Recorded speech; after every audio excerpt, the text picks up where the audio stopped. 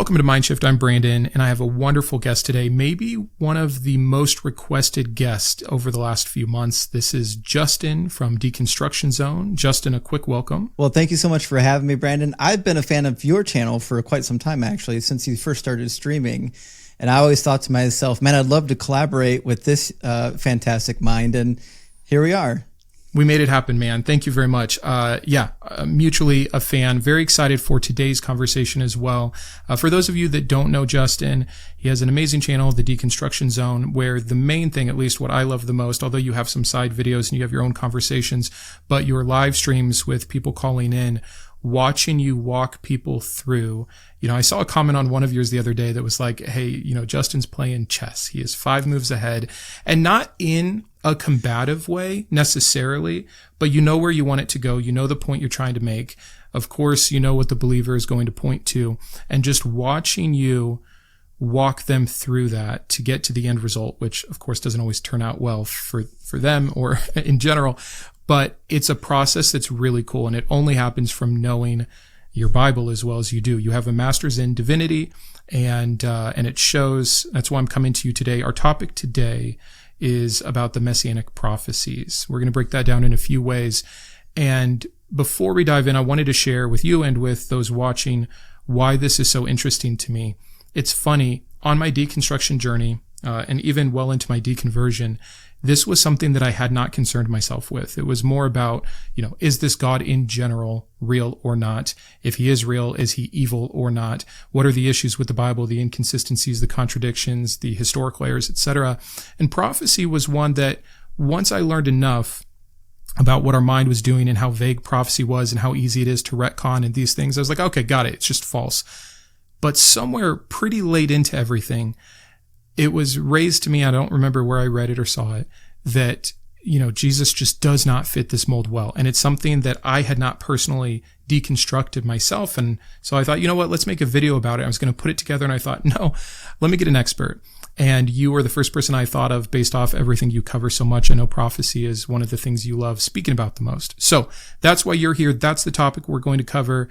I'm really excited to dive in. But before we do, I just wanted to say, everyone, please go check out Justin on his channel. And he also has a Discord where he's actively helping people in their deconstruction, which is a big goal of my channel. Do you want to tell us a little bit about that Discord? Yeah, so it's called the Deconstruction Junction, and there's a group of us that organize it. And all of my profiles in my link tree and my YouTube and my TikTok, you'll find a link to join the Deconstruction Junction Discord. And the reason why this is so important is because when people start deconstructing, like when they've become confronted with the idea that maybe this stuff's not all true, well, where do they go, right? You can't just go walk into your church and blurt all this stuff out to your church members, right? You got to go talk to somebody. Though many try, right? Yeah. So we've got a Discord for people that are actively or post-actively deconstructing, and I would encourage people to join our community. We've climbed in less than a year over 3,000 deconstructing members, and I think it's a really good resource for people who don't want to get into the debate. Like they're not interested in getting onto a screen and looking silly, but they want to go somewhere and have some discussion. So I think that's a really great resource for people that are of the non-combative nature, but still want to explore some of the topics. Yeah, I love that you provide a space for both. I think that's awesome. I'm a huge fan of that. So thanks for sharing that. Everyone, be sure to check that out. And if you are in the middle of your process and need some help, definitely join that Discord. But for today's topic, let's talk about Jesus. Let's talk about supposedly how he is or is not the Messiah. And I know that especially in Western Christianity, those who are somewhat undereducated, your average typical Christian who just goes through and on mother's knee, they learn about Christ. They don't understand the history of what the Jews believe or the history of the Old Testament. And all they're hearing is, hey, did you know Jesus fulfills over 300 prophecies? And they give you the statistic of the improbability of that happening just from one man. And I remember that being used with me. I remember it being impressive. I said it without knowing what exactly I was talking about. So I want to first start with, what is the Messiah, biblically speaking? Where do we get that notion? What are the actual messianic prophecies? If you could just kind of tell us what a first century Jew would have expected in terms of a Messiah and what that means. Yeah, for sure. So I think there's like two slogans you might hear a Jewish person say that kind of sums up the general idea of why Jesus couldn't be the Messiah. They'll say something like "no peace, no Messiah," or they'll say "no king, no Messiah," and it taps into this deep root of Messiahism in the Old Testament, or the Hebrew Scriptures rather, that are suggesting like these are the hallmark signs. But if you're a Christian and you grew up reading the New Testament and you're not familiar with the Hebrew Bible, you might ask yourself, well, like why are the Jewish people so steadfast that these need to be requirements? And I think the easiest thing to do is maybe just turn to some of the more obvious messianic scriptures, and I'll list a couple of them because we can't read all of them through the beginning to the end. But there's a couple that are really important that I think if people will just sit down and spend a little bit of time over the next couple of weeks and read a couple of these chapters, you'll have a better idea. Isaiah chapter 2 is a good start. Isaiah chapter 11 as well. I would also point the reader to Micah chapter 4 and 5. And Micah chapter 5 does come up in the New Testament. And then I would also suggest reading Ezekiel chapter 36 and 37, Jeremiah chapter 33, also Zechariah chapter 9. And then you can even see some kind of idea in the New Testament that this messianic hope for a king does really need to actually be a king, because it kind of gets mentioned in Luke chapter 1, and we'll touch a little bit on that later today. But also, if you want to ask yourself, like, well, what's going to happen when the Messiah comes? What are we expecting? Like, what are the hallmark signs? I would read Ezekiel chapter 40 all the way to the end of Ezekiel. I think these chapters give you a really good idea of like, okay, when the Messiah does come, what are the things that should be expected, right? And we'll touch on some of those. We can't read all of those chapters, obviously, in one session. But if you're curious, those are good places to start. And, we'll be quoting from each of these chapters as we carry on. But I think in the simplest terms, when we look at even the New Testament concept of the Messiah, even the New Testament kind of had this idea that he's going to be a king. I don't know if there's much way around that. So you're probably familiar with Matthew chapter 21 when he rides the double donkeys into Jerusalem, right? And there's questions to be had about how he rode two donkeys, but I'm not sure that's the important part, right? I saw the Jean-Claude Van Damme commercial where he was, had 2 feet spread out. He could have been something like that. Who knows? Yeah. Just surfing on 2 dolphins. Yeah. Exactly. But the quotation is kind of a combination of 2 different quotations. But the important part is it says, "Look, your king is coming to you, humble and mounted on a donkey, on a colt, the foal of a donkey." And so even in the New Testament, they're quoting passages that clearly indicate he's going to be a king. And if you go to Luke chapter 1, it's predicted that he's going to be a king over his people and that he's actually going to rescue them. In Luke chapter 1, verse 67 to 79, it talks about how they sent a savior for his people and that he's going to rescue them from the hands of their enemies and all who hate them, so that in doing so, they can worship the Lord without fear. So even in the New Testament, we get some idea that like this expectation for a savior who's going to be a king is definitely in view. The question that we have to ask ourselves is, why are they saying these things and did they come true? And so if you don't mind, maybe I'll jump right into my favorite messianic passage. I think it's most clearly the passage we can go to in the Old Testament that is short, it's concise, and it gives you a little idea of what the Jewish people were expecting and maybe why Jesus couldn't have fit. Yeah, I'd love to hear it. And also just to give some framing and context, one of the things that I had spoken to you about in email that I want to make sure we cover, and we'll get to it, this is a perfect place to start, but just for those of you listening, there are Old Testament verses that are indeed messianic prophecies. There are also Old Testament verses that are not about a Messiah, or specifically, of course, not about Jesus, that are brought in later through reframing, retconning, etc. We'll get to that in the second part of this conversation, I'm sure, but wanting to start, of course, with the actual Hebrew Bible's claims about what a Messiah will be, will look like, timeframes, all of that stuff. So yeah, whichever one you think is best for us to start with, let's dive in. I agree. So I want to, like you said, kind of paint a picture of like, well, what were they expecting? And then how are the New Testament authors interpreting the data in front of them? Like, if they're looking back at the same passages we're looking at, how do they get from point A to point B? Because like when I read those chapters, I don't get the same conclusion, right? So how did they get that conclusion? Right. So we definitely want to take a look at that. But in Jeremiah 33 verses 14 all the way through 18, there's just this delightful passage. It gets somewhat repeated in Jeremiah chapter 23. But it says, "The days are surely coming, says the Lord, when I will fulfill the promise that I made to the house of Israel and to the house of Judah. In those days and at that time, I will cause a righteous branch to spring up for David, and he shall execute justice and righteousness in the land. In those days, Judah will be saved, and Jerusalem will live in safety. And this is the name by which it will be called, the Lord is our righteousness." And so we'll save the last two verses just for a second. You might be asking yourself, well, what's the promise that he's going to fulfill? Like, he just says he's going to fulfill the promise. Well, he kind of built that promise up in the preceding verses. He kind of tells you that it's a renewal of the land where people are going to live in the towns of the hill country. They're going to live in the Shephelah, in the Negev, and they're going to pasture their flocks in Judah and Benjamin again. And they're going to do so safely, right? They're not going to be in fear.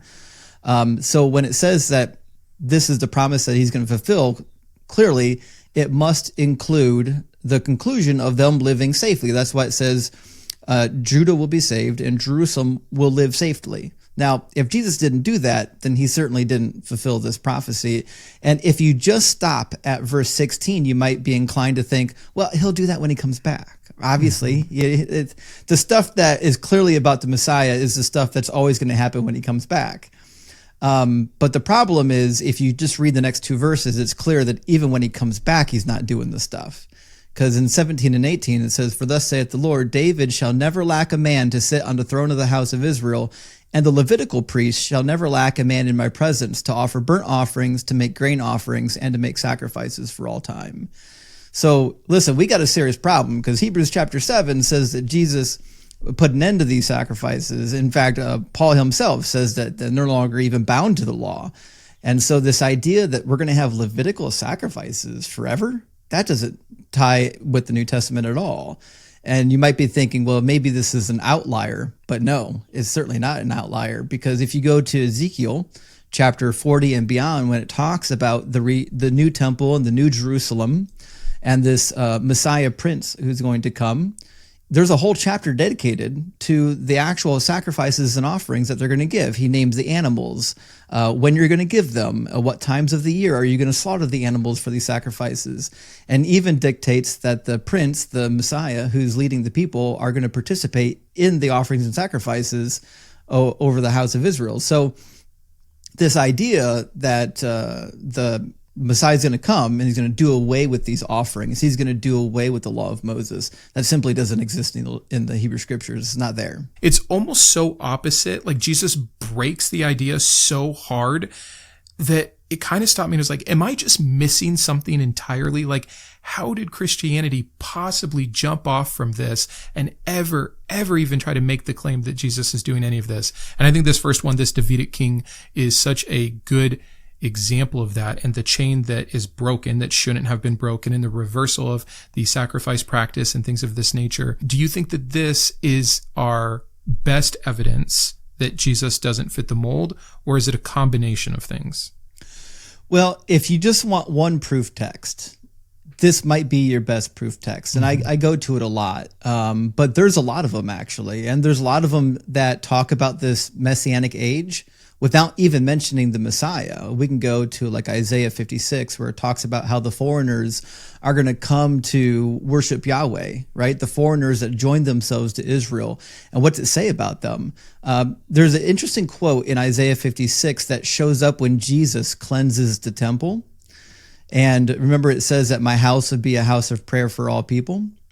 Well, this is a quotation from Isaiah 56. In fact, it says in verse 3, "Do not let the foreigner joined to the Lord say that the Lord will surely separate me from his people." So we got this idea that the foreigners are coming to worship Yahweh, right? So what's going to happen when these foreigners come to worship Yahweh? Well, he tells you in verse 6, "The foreigners who join themselves to the Lord to minister to him, to love the name of the Lord, and to be his servants, all who keep the Sabbath and do not profane it and hold fast to my covenant, these I will bring to my holy mountain and make them joyful in my house of prayer. Their burnt offerings and their sacrifices will be accepted on my altar, for my house will be called a house of prayer for all people. So this idea that the house of the Lord is going to be for all people includes those people bringing burnt offerings. It's a difficult thing to get out of. And you might ask yourself, okay, but they don't have to follow all the laws. Well, it clearly says, though, they're going to hold fast to the Sabbaths and to the covenant. And this gets picked up in Ezekiel 44. This idea that, no, the foreigners don't get to abrogate the law of Moses. In fact, in verse 9 of Ezekiel 44, it says, "Thus saith the Lord God, no foreigner, uncircumcised in the heart or the flesh of all the foreigners who are among the people of Israel shall enter my sanctuary." So according to Ezekiel, you got to snip the tip. Whether you're an Israelite or whether you're a foreigner, you got to take care of that. So again, we have all this data from the Old Testament that talks about what to expect during the Messianic age, and it just doesn't seem to line up with what we know about Christianity. And this other idea that there's going to be peace, we touched on that with Jeremiah 33. There's supposed to be this era of peace. Well, Micah leans really hard into this. Micah has a section of chapter 4 dedicated to this, which he is actually quoting from Isaiah chapter 2, which is interesting because the book of Matthew tries to paint this idea that Jesus actually is the fulfillment of Isaiah chapter 2. You've probably heard the prophecy where it says that, he moved to the town of Nazareth because it was said that he would be a Nazarene. Mm-hmm. And this is really a play on words from Isaiah chapter 2, where it says, actually Isaiah chapter 11, I apologize, where it says that a branch will come out from the root of Jesse, right? It says a shoot will come out from the stump of Jesse, a branch will grow out of his roots. And branch in Hebrew is netzer, which just means a branch. But it sounds like Nazareth if you just knock off the final letter. And so Matthew's doing a little bit of a play on words here. But if you read Isaiah chapter 11, it's adorable that you think he's the branch. But the problem is, nothing happened. Chapter 11 says, the wolf will lie down with the lamb, the leopard will lie down with the kid, the calf and the lion will feed together, the little children will lead them, the cow and the bear will graze together. Holy smokes, we got all kinds of stuff that seems to be like world peace. It said, they will not hurt or destroy on my holy mountain, for the earth will be full of the knowledge of the Lord, as the water covers the sea. How can you tell me that Jesus is a fulfillment of Isaiah chapter 11 just because he moved to a town that sounds vaguely similar to a word that happened to show up in the passage? This is why it's so important. And it's frustrating because as a believer, you're told, well, and this isn't true for everyone. Some people are encouraged much more to dig in and really study their Bible and understand the history and things like this. But your average believer, there are a couple billion people that believe Jesus is the Messiah, essentially. And I would say 1.8 billion of them, if we're just throwing a number out there, don't have any understanding in this kind of thing. And they are just reading the New Testament. They're just hearing what their pastor says. And it feels so true with some of the things that get pointed out and retconned, which we'll get to. How do you think, though, again, without getting into the excuses, how do you think that the gospel writers got it so wrong? Were they just hell-bent on making Jesus fit no matter what? Is it just, rose-colored glasses? Or were they bad at reading and understanding? I think a lot of times, especially Christians, will have this idea that these, and not that they would even most of the time call them anonymous gospel authors, would have been experts in their field and had studied the Hebrew Bible so well and knew exactly what prophecies meant what. What's your take on that? What can the person who is deconstructing hear from you about this level of expertise? Well, I would probably say two things. I think if you just want to ask yourself what level of expertise did they have, look no further than Mark chapter 1 and chapter 2. In just the first two chapters of Mark makes two blunders trying to address the Hebrew Bible. So in Mark chapter 1, famously, when John the Baptist is introduced, it says, in the beginning of the good news of Jesus Christ, as it is written in the prophet Isaiah, And then he goes on to conflate Malachi with Isaiah. He says, see, I'm sending my messenger ahead of you who will prepare your way, which is from Malachi chapter 3. Then it says, the voice of the one crying out in the wilderness, prepare the way of the Lord, make straight his path, which is from Isaiah chapter 40.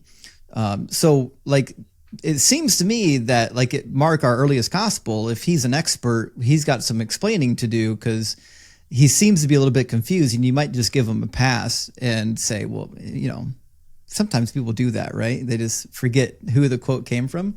He does again in 2:26. He says that Abiathar was the high priest when Jesus went, or when David went into the priest at Nob when he was on the run from King Saul. But it wasn't Abiathar; it was Ahimelech. He was the high priest. Abiathar didn't become high priest until Saul already died and David took over. So, like Mark has his understanding of the Hebrew Scriptures seems to be a pretty low level. And this might be one reason why you don't see a lot of Old Testament citations in the book of Mark. You don't see quite as many of them. But that being said, I don't think Matthew is much better, but I think Matthew is doing something that's not completely inventing a new hermeneutic. And it might be a good time to introduce two texts. So I get to talk about them a lot, but I don't often get to read from them because I'm usually in the middle of a debate. But if you got a copy of the Dead Sea Scrolls in English, we can kind of see this thing that was happening within the Jewish communities during what might be referred to as the intertestamental period, the 400 years, leading up to the arrival of the first century. And we've got a whole bunch of Pesharim in the Dead Sea Scrolls, some of them readable, some of them not so readable. And what we find in there is there's like a retooling, a reworking, you would say, of the prophecies, where it seems like the prophecies predicted that like after the Babylonian exile, finally God's going to restore his people. And then it seems like they're rebuilding a little bit, but maybe not the way the prophecy expected. So they have to move things out, which is why Daniel is like, hey, listen, I was reading the prophecy of Jeremiah, famously in Daniel chapter 9. And he's trying to figure out, because he's about 522. He's reading this prophecy according to the timeline in Daniel 9. And he's like, after 70 years, according to Jeremiah 25, we should have been restored. It's been longer than 70 years. What gives? And then he's like, well, I was reading the law of Moses, and it turned out, oh, there's these additional punishments in the law of Moses. Now we got to multiply our 70 by 7. So we see even the book of Daniel is like, okay, we have to kind of rework these prophecies to make light of the fact that they didn't really come true. Mm-hmm. And so we find a bunch of that in the Jewish literature. And so if you read the famous Habakkuk Pesher in the Dead Sea Scrolls, you'll find that they go through and they'll go like line by line and they'll like reinterpret what it means. Like it had an original meaning, but like here's what it means now, right? So for example, on Habakkuk 1:6, the quotation is, "For now I am about to rise up the Chaldeans, that brutal, reckless people." Well, we know who the Chaldeans are. That's a very specific people group. These are the Babylonians, right? But in the Pesher, it says this refers to the Katim, who are swift and mighty in their annihilation. Wait a minute. The Katim are people from the West. Yeah. The Babylonians didn't come from the West. They came from the Northeast. So they're just going through and they're just like, hey, listen, we've got to retool these prophecies to make them relevant to our time period, rather than just admitting that these prophecies aren't real because the people who gave them weren't actually hearing from God. And maybe my favorite one is from the Nahum Pesher. There's a quotation from Nahum 2:11 where it says, "Wherever the lion goes, there also goes the whelp without fear." And there's this really interesting chapter in chapter 2 of Nahum where God is pronouncing judgment on Nineveh, right? And but the Pesher sees it differently. The Pesher says this actually refers to Demetrius, the king of Greece, who sought to enter Jerusalem. Like, wait a minute, these are condemnations for the enemies of Israel. I mean, the Babylonians at the time, not the Greeks. So this is kind of what we see happening in the New Testament, where they're willing to say these prophecies can't fail, which means we have to retool them. We have to go in and say, well, these words actually don't mean what the words originally meant. They have to mean something new. And I think the biggest tool that the New Testament uses is this idea of like, well, it was fulfilled, but it was fulfilled spiritually, Yeah, whatever that definitely means. the biggest one for sure. That's the biggest excuse. I want to break that one down with you for sure. I also want to say it's so refreshing to hear someone so knowledgeable and so text heavy. And so for those of you listening or watching, I hope that you embrace this for what it is. This is, you're getting the text, you're getting the references. It is truly, I mean, I'm excited. I've got the same copy of the Dead. As soon as we get off, like, I'm going to go grab it and highlight what you mentioned, because it's so interesting to me and I want to see it and understand it for myself. And so I just want to encourage everybody. I'll list the resources of any book or text that we mention in the description down below, and take time with this one, follow along, see it for yourself, especially if you're in that doubting or deconstructing phase, because even though it was last for me, if you can wrap your head around this about truly how much Jesus does not meet the standard, how the standard has changed, how the standard has to get manipulated to try to fit things in. And like the examples you're giving, it's not just Christians 2,000 years later that are doing it. It's not just our New Testament writers that did it. As long as there have been prophecies that didn't seem like they're working out, there's been goalpost moving. There's been shifting and changing. And in a million years, I don't think I would have heard those two examples. So again, I'm having like a geek moment of thrill with you here that you're bringing stuff like that up. So I just wanted to kind of just level set really quick with that. Yeah, and so maybe now would be a good time to kind of look at how the New Testament authors were retooling some of these prophecies, or at least trying to figure out, like, you know, how can we make these seem like they're more about Jesus? Like, one of the more famous ones, but I think it kind of paints a clear picture of what type of hermeneutic they were working with, is the virgin birth in Isaiah 7. Such a famous passage. It's a great place to start because so many people know about it. But if you just read the New Testament, like Matthew has this idea in chapter 1, I believe, verse 23, where he's saying, like, this is happening to fulfill what was written in the scriptures, you know, and then he quotes from the Greek edition of the Old Testament. And so you might just be inclined to think, like, listen, if I go to the Old Testament, I should find a prophecy about a Messiah being born of a virgin. It should just be there, because that's kind of how Matthew is interpreting it. But and saying as much. I mean, again, Matthew, more than any of the gospel writers, I believe, is the one that keeps adding on so that it fulfills the prophecy, or to point to the prophecy that's fulfilled. That's it. Yeah. Matthew really wants to tie Jesus to the messianic expectation from the Hebrew Bible, because he knows that there's a sense of authority there that you need to tap into. And so he's trying to tap into it. John does a little bit. I think John's got about 6 different prophecies he lists. Matthew has well over 20. Luke and Mark, they're not so concerned about that. I mean, both of them most likely were writing to a Greco-Roman audience. John is hard to tell. John says a lot of things. He keeps referring to the Jews as though he's not one of them, which makes you wonder, like, who does he have any Jewish people in his audience? Because he's going to alienate them with the way he's talking. But Matthew seems to be trying to straddle that fence. He seems to be, he's not painting the Jews in a good light. And we don't have a ton of time to spend on that topic, but he's also not alienating them at the same time. But anyways, so in Matthew 1:23, it says, "Look, the virgin shall become pregnant and give birth to a son, and they shall name him Emmanuel," which is there's a couple of problems on the face of this, because even in the Greek version, it doesn't say they shall name him. He has to change it to a they to make it sound like the people in general are going to refer to him as Emmanuel. That's a small, like, change that he puts in there to make it sound like it's more about Jesus. But if you just go back to chapter 7 of Isaiah, ask the question, what's the context? What's actually happening here? Let's not read the one verse that was quoted. Well, at the beginning of Isaiah chapter 7, it's clear there's a war. The war is between the northern tribes of Israel and the Arameans. They've formed an alliance as King Pekah and King Rezin, and they're fighting against King Ahaz in Judah. They want to replace him. They want to put somebody on the throne who's more favorable to their alliance. And God not only doesn't like this, but he's also worried about Ahaz losing faith, because it says in verse 2, "When the house of David heard that Aram had allied itself with Ephraim, the heart of Ahaz and the heart of his people shook as the trees shake before the wind." So he's like, listen, don't give up. You gotta be strong here. You gotta hold on. And so he sends the prophet Isaiah to the washer's field, and he has a clandestine meeting with the king. And the end of the prophecy ends with, if you do not stand firm in faith, you shall not stand at all. And that's really what the prophecy is about, is it's going to be okay. God's got you, right?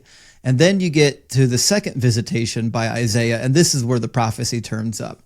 And it says, again, the Lord spoke to Ahaz, saying, ask a sign of the Lord your God, and let it be as deep as Sheol or as high as heaven. But Ahaz said, I know what, I will not ask, and I will not put the Lord to the test. Then Isaiah said, hear then, O house of David, is it too little for you to weary mortals that you weary my God also? Therefore, the Lord himself will give you a sign. Look, the young woman is with child and shall bear a son and shall name him Emmanuel. And this, people kind of stop reading there, but it's really important to read the next two verses. It says, he shall eat curds and honey by the time he knows how to refuse the evil and choose the good. For before the child knows how to refuse the evil and choose the good, the land before whose two kings you are in dread will be deserted. So contextually speaking, it's actually about a child who's already been conceived. What we have here is in Hebrew is ha-elma, which just means the young woman. It could be interpreted that Alma could be a virgin that is not outside the realm of possibilities, but certainly it doesn't make sense of the passage.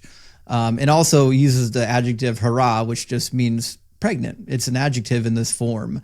If it was being used as a verb, it wouldn't be able to work for the sentence because it's past tense and it's in the masculine form. So it's clearly an adjective describing a pregnant young woman who's about to give birth. And before that child knows right from wrong, the two kings that King Ahaz is afraid of, they're going to get wiped out. They're going to get wiped out by the king of Assyria.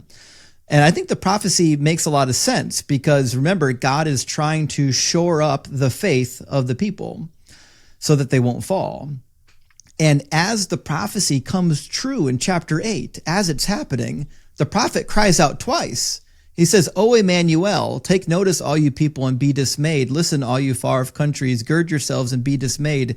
Take counsel together, but it shall be brought to naught. Speak a word, and it shall not stand, for God is with us. So the prophecy doesn't say anything about a Messiah. It's not anything for hundreds of years later. It's a prophecy about the current time, 725, 730 years before Jesus. And it has nothing to do with Jesus. But the New Testament authors need to find something to describe Jesus. And they're like, we already have this young woman with no father. And it's obviously got to be a virgin birth. You know, that rumor must have started. It must have been popular enough by the time the gospel authors were writing that was already part of the zeitgeist of Jesus. They already knew that he didn't have a father, so he must have been from God, just like the other Roman demigods.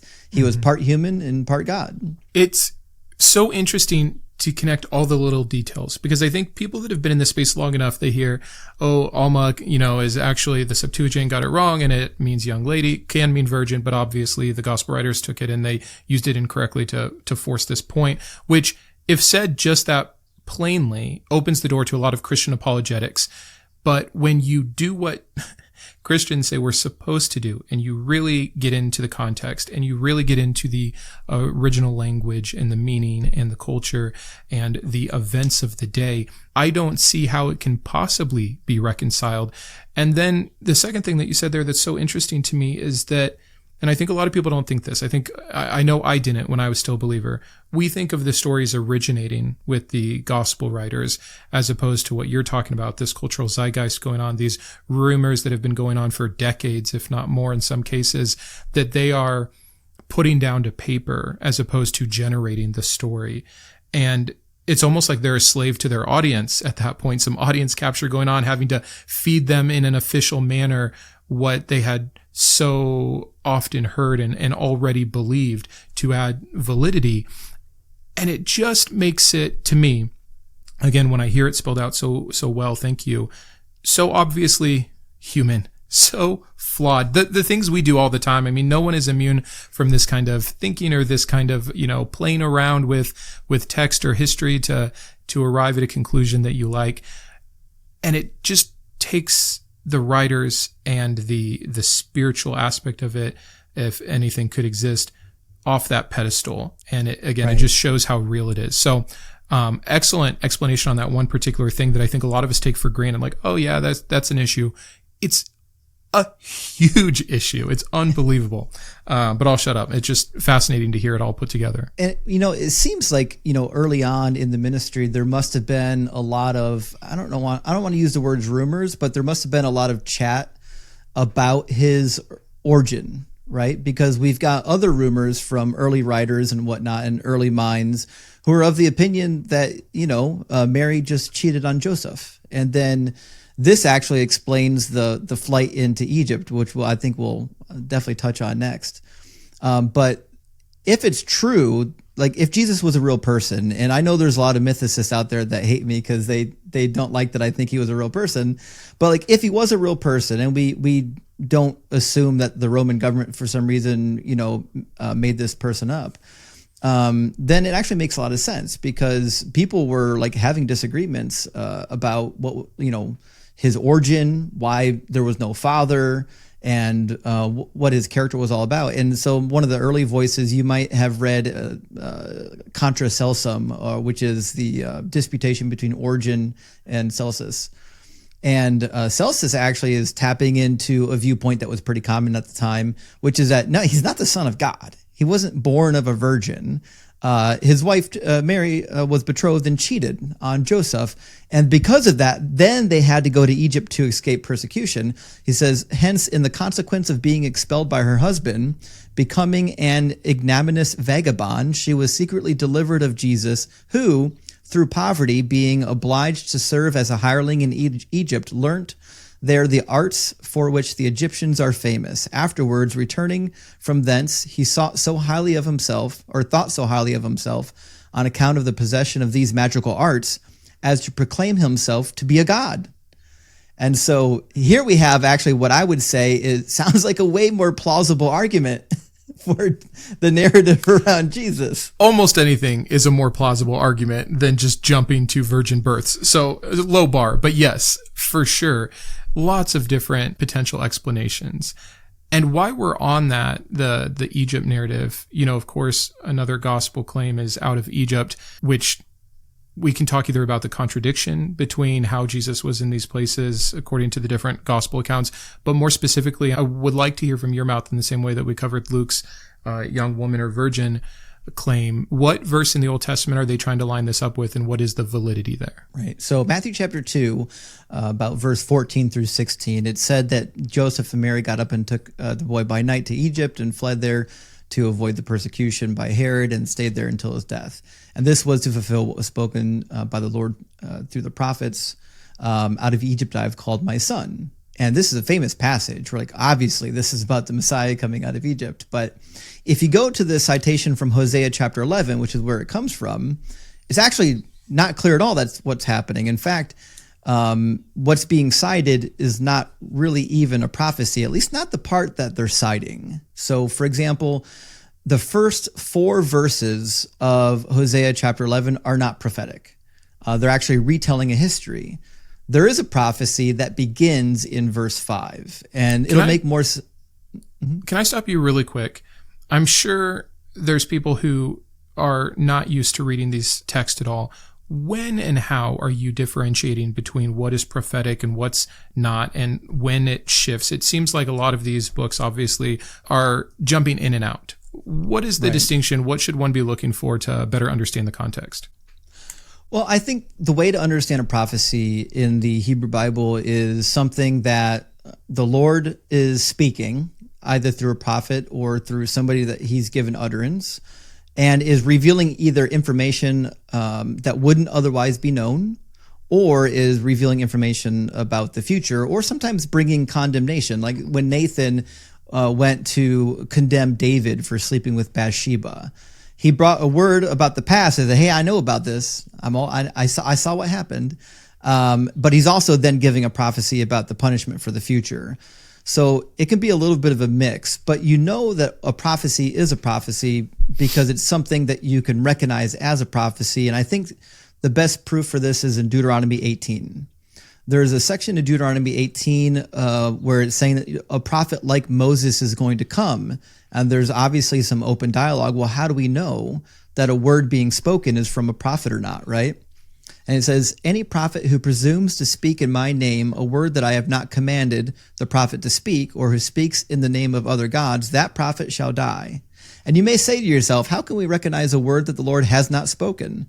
If a prophet speaks in the name of the Lord, but the thing does not take place or prove true, it is a word that the Lord has not spoken. The prophet has spoken presumptuously, and do not be frightened by it. So there seems to be this idea that, like, yeah, a prophecy is something spoken by the Lord that you should be like testing. You should know it's a prophecy off the bat. Like, it shouldn't be a secret. No, that's good. I know it sounds like a bit of a juvenile question, but for those that would go to their church leader and say, hey, what about this prophecy? It clearly didn't happen.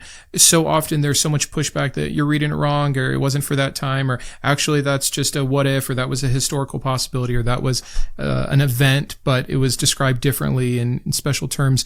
And so if anything, I just want to be able to empower people to, like, no, if something is said to happen from, and it's coming from God or through the prophets, you should be able to test these things. And it's not testing God. It is the system in which God set this up, supposedly, for us to know certain things.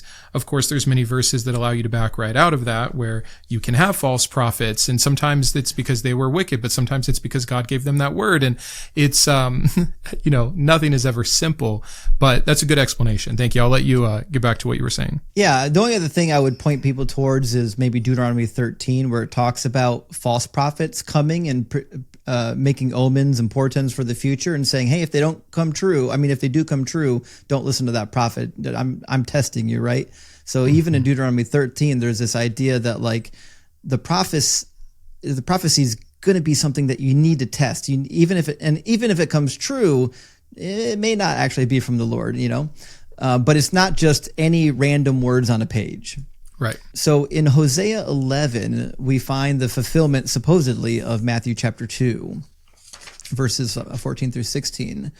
And it says, when Israel was a child, I loved him, and out of Egypt I called my son. And now, if you're a Christian, you might stop reading there, but you shouldn't stop reading there, because it says, the more that I called them, the more that they went from me, and they kept sacrificing to the Baals and offering incense to the idols.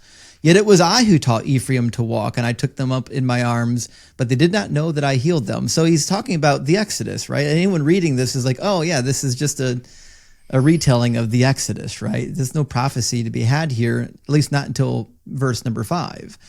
And you might be asking yourself, why the change? Why the change from history to prophecy? Well, it's actually quite clear. God is actually building a case in which to condemn Israel. It says, I led them with cords of human kindness, with bands of love. I was to them like those who lift infants to their cheeks. I bent down to feed them and fed them, and they shall return to the land of Egypt, and Assyria will be their king, because they have refused to return to me. So the prophecy legitimately starts in verse 5. Prior to that, God's giving you the groundwork for, this is why bad things are about to happen to you. I brought you out of Egypt. I fathered you. I put you in my arms, and you rebelled against me the entire way. You were my firstborn son, and I loved you. And because of your constant rebellion, I have to send you back into captivity.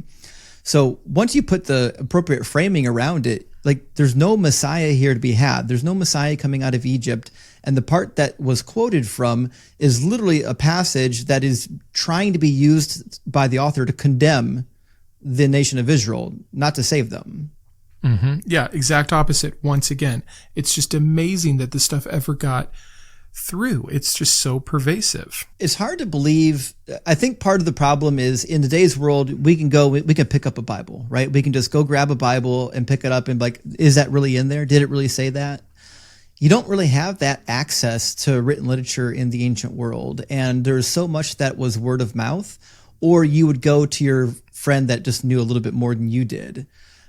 So like, remember when computers were still new, and like, so I'm an elder millennial. I remember I was just old enough that, like, I knew how computers worked. And like, when grandma had a problem, I would fix grandma's computer, but like, that didn't make me a computer expert. Right. Yeah. But unfortunately, religious literature is much the same in the ancient world. Like, sometimes you just had to find someone who knew a little bit more than you did to ask the question, but often they weren't great resources. Yeah. Again, the human factor of it, which for so many people is so hard to let go.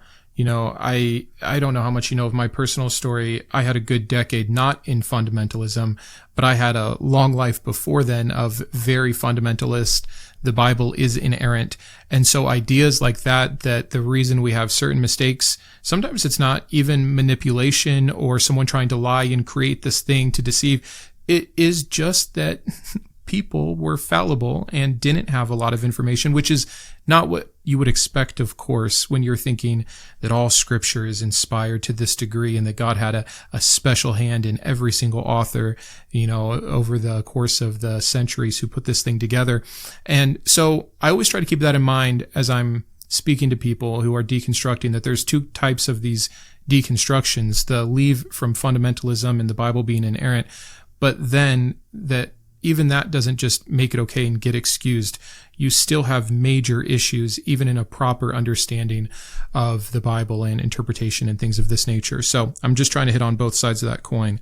But yeah, very, very true point. Yeah. And I was a Christian for a while that didn't hold the biblical inerrancy. And certainly you can do that. You can be a Bible believer and not believe that it's inerrant. Yeah. I made it work for a while. Yeah. Right. I think a lot of us tried. Like you hang on to every little bit you think you can, and eventually, towards the end of it, you're kind of like, I don't think there's anything left to hold on to. But so that's the process. I think for me, once I realized the prophecies were so problematic, it was hard for me to call myself a Christian, because I was like, when I first started digging into them, I was like, okay, I can see why that one's kind of nonsense. That's silly, but then as I really got to know them well, I was like, I don't think he filled any of these, like none of these prophecies, not even the ones that are like legitimate prophecies. Like Micah 5 is a legitimate prophecy. It's not like just picking random words and calling it a prophecy. Like Hosea chapter 11 it says, "But you, O Bethlehem of Ephrathah, who are of the little clans of Judah, from you will come forth for me one who is to rule in Israel, whose origin is from old, from ancient days." Well, this is the justification given by the wise men as to Jesus' birthplace being in Bethlehem. So that seems to be a legitimate prophecy, but all you have to do is just read it carefully and slowly, and it becomes clear that it couldn't be about Jesus, because it says, "From you will come forth for me one who is to rule in Israel." Okay, well, first of all, Jesus didn't rule in Israel. Second of all, the narrative clues you into the first problem, which is that they're asking where's going to be the birthplace of the new king. But Jesus was never a king. This is a huge problem. And you might ask yourself, okay, but like he will be the king when he comes back. He will rule when he comes back.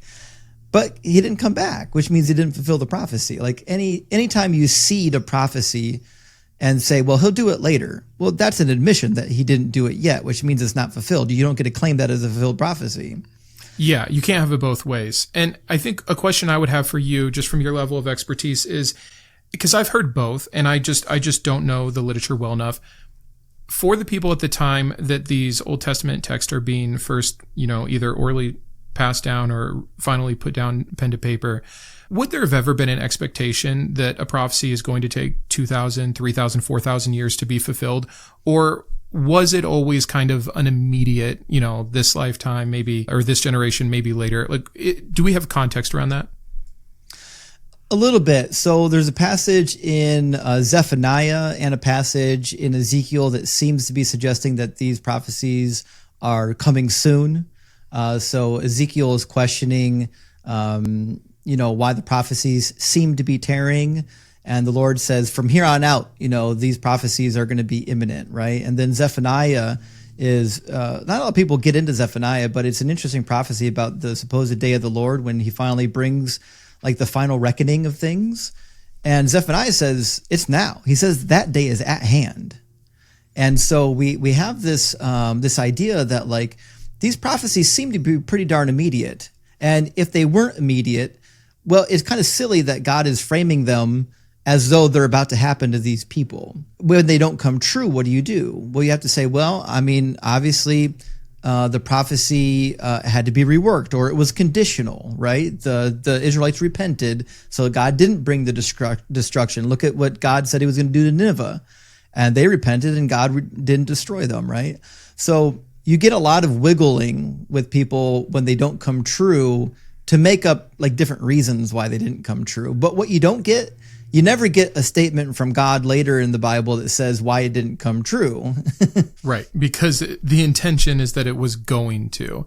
Yeah, the goalpost moving is so very obvious and serious. And like you said, sometimes it works out, but you usually get a conclusion within that specific time frame. Like the Nineveh story is a perfect example of that. Sorry, I'll let you pick up where you were. No, I mean, it's a great question. And it seems to be that way even in the prophecies. So, for example, when you go to Isaiah chapter 40, which gets quoted in Mark when it says, prepare the way, right? This is in reference to Jesus. But like, if you're reading Isaiah 40, it's actually pretty clear that this is about like roughly 539 538 BCE is the time period they're expecting this to come true, right? So this is being written as basically they're being freed from captivity, or maybe just before it. Maybe King Cyrus is marching into the empire, ready to destroy it, right? And the prophecy says, "Comfort, comfort my people, says your God. Speak tenderly to Jerusalem and cry to her that she has served her term and paid her penalty. She received from the Lord's hand double for her sin." So everything in Isaiah 40 to chapter 55 is to the Israelites in captivity and those that remained in Jerusalem, talking about how they're going to return to the land, they're going to be completely restored, and that Yahweh is going to dwell with them, which is why you get verse 3, a voice cries out in the wilderness, prepare the way of the Lord and make straight in the desert a highway for our God. Every valley will be lifted up and every mountain will be made low. And so there's this idea that, hey, the Israelites are returning to Jerusalem, and guess what? So is God. God's returning to the temple. He's going to dwell in the temple again and be with his people. And so we have this beautiful chapter about how there's this prediction that finally, your hard times are over. Like, you're done. You can take a deep breath finally, right? Mm-hmm. And then obviously it didn't come true. And so you have to ask yourself, like, how in the world could this have been fulfilled in Jesus? Because the prophecy, like, if you actually care about the context of the prophecy is about Yahweh himself coming and dwelling in the temple in the midst of the people. And that certainly didn't happen. In fact, the temple was destroyed in 70. Which people will credit as fulfilled prophecy, actually. Right. So I do want to talk about that one, because that's some of that is, I want to get in at some point here to the prophecies from Jesus himself that you either have to move to a spiritual fulfillment or not. But before we do, I want to kind of recap Old Testament ideas of the Messiah, because we started there and we pretty quickly moved into the New Testament. The first one, the Davidic king, the idea of a true king, a ruler in general. Of course, the peace aspect, and that's brought up a lot. It's not a singular instance. There are many, many verses that reference this, where the time has come to put the sword down and go back to harvesting, I think, or plowing, something like that. Yep. Aside from those two main, the kingship, the ruling, the peace, are there any other expectations as we round out the picture of the shadow figure of what a Messiah should look like? Besides those, what else? Well, there is kind of this expectation that he's going to defeat the enemies. It's not just that he's going to be a king. It's not just that he's going to sit on the throne over a time of peace, but he's actually going to be defeating the enemies. He's going to be he makes the charge. Peace. It didn't just happen because he showed up. It happened through conquering. Is that fair to say? That's right. In fact, Isaiah says he will smite the wicked with the breath of his mouth. He's going to kill all the wicked just with the breath of his mouth. And even in Micah 5, we briefly quoted Micah 5, but in Micah 5, there's an interesting passage. If you keep reading a little bit, it says about the rescue. It says, he will stand and feed his flock in the strength of the Lord, in the majesty of the name of the Lord his God. Which is funny because this person has a God and it's Yahweh, so it can't be Yahweh himself. It says they will live secure. For now, he shall be to the ends of the earth. He will be the one of peace. Well, the one of peace is described in chapter 4 when it says they're going to beat their swords into plowshares. And it says, if the Assyrians come into our land and tread upon our soil, we will rise against them with 7 shepherds, so on and so forth, and talks about this time period where this ruler is going to be coming, right? And it's very clear from Micah chapter 5, one more element that we didn't really touch on yet, But Micah chapter 5, verse 2 says, "But you, O Bethlehem of Ephrathah." That's a very curious phrase because a lot of people know what Bethlehem's all about, but what in the world is Ephrathah? Well, Bethlehem and Ephrath are like the two oldest ancestors of King David. If you go to the book of Chronicles, you'll find the lineage of these people, and Bethlehem and Ephrathah are named after these two individuals. So these two individuals probably are being referenced here as a lineage more than it is a territory. They're more concerned about the lineage of this person than they are with the physical location, which is why it says whose origin is from old, from ancient days. The origin of this character is from the ancient line of David. That's what's being expressed here in Micah 5:2. And so you might say to yourself, well, shit, well, Jesus, I mean, he came from the line of David, did he not? Unfortunately, it seems that he did not. In Matthew chapter 1, we get a genealogy of Jesus that goes all the way to Joseph, who famously wasn't the father of Jesus. There's another problem with the lineage in Matthew. You'll find in the lineage of Matthew, there's a guy named Jeconiah in verse 12. It says, after the deportation to Babylon, Jeconiah, the father of Salathiel, and Salathiel, the father of Zerubbabel, so on and so forth. Well, the problem with Jeconiah is it's said in Jeremiah 22, verse 30. If you go to Jeremiah 22, we find that Jeconiah wasn't actually a good guy. He's a bad guy. And he had a curse placed on him. It says, "Thus saith the Lord, record this man as childless, a man who will not succeed in his days, for none of his offspring shall succeed in sitting on the throne of David and ruling again in Judah." Which means if you came from the line of Jeconiah, you're kind of disqualified right off the bat. Like, it just doesn't work. The other thing in Matthew, which is a little bit unexpected, is this idea that, well, you know, if the line goes all the way to Joseph, and not a lot of people really know this Joseph character. He doesn't really show up a lot in the Gospels. Like, after the birth, he kind of disappears. And Christian history did a lot of things filling in this backstory, why he disappeared. And they, you know, because he was older and he passed away of natural causes because he's so much older than Mary, so on and so forth. But like, we've got two problems. So first of all, the actual father of Jesus isn't the real father. He's adopted. And that seems to me like you're saying he's from David on a technicality.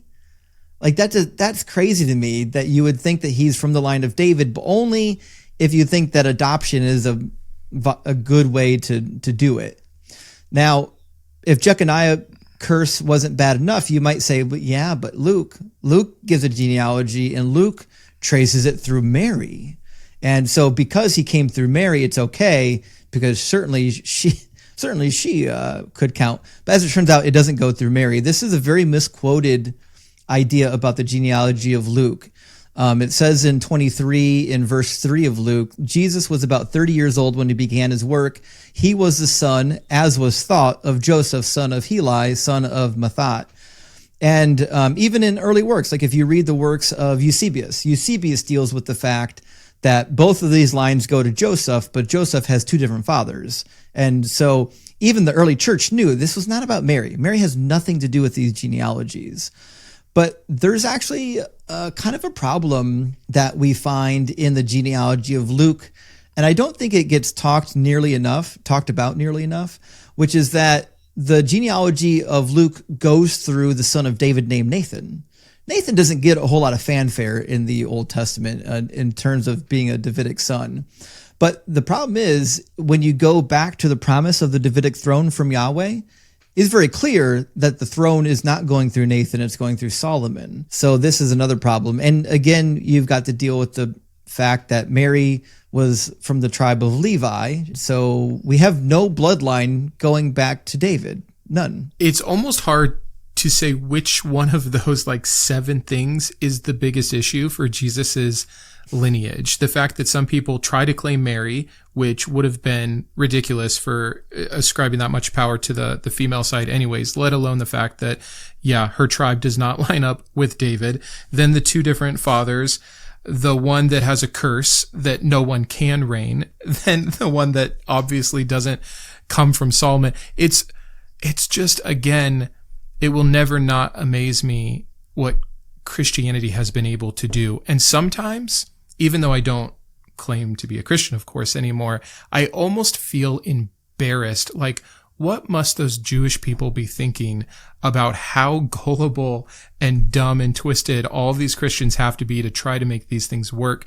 It's funny. I heard, I think it was Matt Dillahunty one time who was asked if you had to pick a religion that you think, any world religion is, the best chance at being true. And he says Judaism, not even like just picking some different Eastern religion or anything like that. It's no, if you just leave it alone on its own, it's awful, but it's at least a bit more consistent before you have to start playing all the games.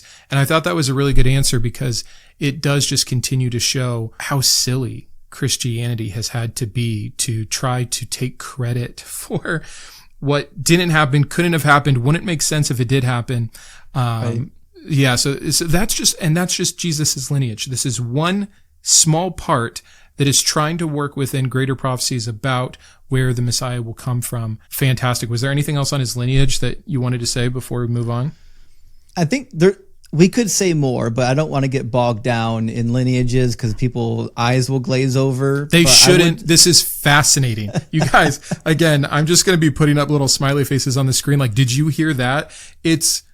And some of this I know, and some of it's coming at a new angle for me, which I'm excited to go spend time with. But yeah, I hear you. Chronicles, lineages, numbers, dates, people, it can be too much. But speaking of this kind of thing though, I do want to really pick your brain on like Isaiah 53, right? We're talking about the things the Messiah is supposed to be, and we're talking about the reframing of the Messiah, this idea of the suffering servant, this idea of Old Testament prophecy being pulled through. When you think of Christmas, when you think of the story, when you think of the nativity, etc., you can't get away from this with Christians. And I really want to hear your take on Isaiah 53. Yeah. So, I still remember the time that I sat down as it was like the summer I was going into Bible college. So I went to 2 years of Bible college before seminary, and I had a good friend of mine who already graduated from Bible college, and she turned me on to this idea that the New Testament was doing funny things with the prophecies. I remember sitting down and saying, okay, I need to read 2nd Isaiah. I already knew at that time point that 2nd Isaiah was a completely different literary unit than chapters 1 through 39, and I was okay with that. So I was like, but I need to read all of 2nd Isaiah because whoever this author is, he's probably trying to say something. And when I was like struck when I read it, because first of all, it's a beautiful section. It's highly poetic. There's a scholar named John D. Watts who in his commentary on Isaiah actually goes through and gives you all the rhyme and all the meter in Hebrew. He tells you the actual sound pattern that's being had. It's just such a beautiful passage, very artistic, a little bit unlike the first 39 chapters. But the thing that struck me is that he tells you over and over again who the servant is. Like, it's not like 53 like come along and we hear about the servant and we're like, oh, well, I mean, who's a servant? Well, how would we ever find out? Well, the prophet just tells you. So at the very beginning of the pericope in chapter 41, he says, but you, Israel, my servant Jacob, whom I've chosen, the offspring of Abraham, my friend, you who I took from the ends of the earth and called from its furthest corners, saying to you that you are my servant, I have chosen you and not cast you off. Well, this is actually a really great opening because remember, we already read from chapter 40 where God says, hey, your time of punishment's over. You've served your term. You've paid for your sins. Now it's time to leave Babylon. So he's saying, listen, I didn't forget you. I didn't cast you off. You're still my servant. And then if you go to 43:10, this is where it's important because like Christians will say, well, yeah, but the nation of Israel is a lot of people. It can't be a single servant. Well, yeah, first of all, it certainly can be a single servant because the author's clearly employing a metaphor because in verse 43:10, he says, you are my witnesses. He says that in the plural. You are my witnesses, says the Lord, and my servant in the singular, whom I have chosen, so that you may know and believe in me. So he makes it very clear. The collection of people is being personified as a servant. 48:20 is a really interesting one. 48:20, we get to like the culmination of Deutero-Isaiah. He says, go out from Babylon, flee from Chaldea, declare this with a shout of joy and proclaim it, send it forth to the ends of the earth and say that the Lord has redeemed his servant Jacob. which is the whole arc of 2nd Isaiah. The whole arc is it's time for God's servant to be redeemed from the Babylonian captivity. Your time of service is over. So when I get to 53, I can't find a single reason why I would get there and think that the servant is anybody but the nation of Israel. Yeah, just context. The thing preached at us constantly. They have no problem when God says that this nation is an enemy. Like, of course you can have an entire nation or people group personified as an individual entity. It's so silly, the apologetics and the excuses one has to make. I'm just never not amazed, and I shouldn't be, but it still catches me off guard. So very clearly, this is not a messianic prophecy. Very clearly, this is not even about an individual, and it's not about someone in the future yet to come, correct? Right. This is a present tense prophecy. This is about stuff happening right now. In fact, they talk about King Cyrus coming through. In fact, the only Mashiach ever mentioned in Deutero-Isaiah is King Cyrus. He's mentioned twice and called a Mashiach. And like Christians typically will say, well, who's speaking in Isaiah 53, right? Because that seems to be an important framing. Well, I think it's pretty obvious who's speaking if you're reading all of 52 prior. In 52, verse 10, it says, the Lord has bared his holy arm before the eyes of all the nations, and all the ends will see the salvation of our God. And this is a theme that's mentioned about a dozen times in Deutero-Isaiah, where God is bearing his mighty arm to rescue Israel from their captivity. And it's going to be so amazing that all those nations are going to see what Yahweh does, and they're going to be dismayed. Oh my gosh, look what the Lord did to these forsaken people, right? He freed them from captivity and elevated them to this high status. So when we get to the next couple of verses, it becomes clear who's talking in 53, right? It says, depart, and go out from there. Touch no unclean thing. Go out from the midst of it and purify yourselves, you who carry the vessels of the Lord. For you shall not go out in haste, and you shall not go out in flight. The Lord will go before you, and the God of Israel will be your rear guard.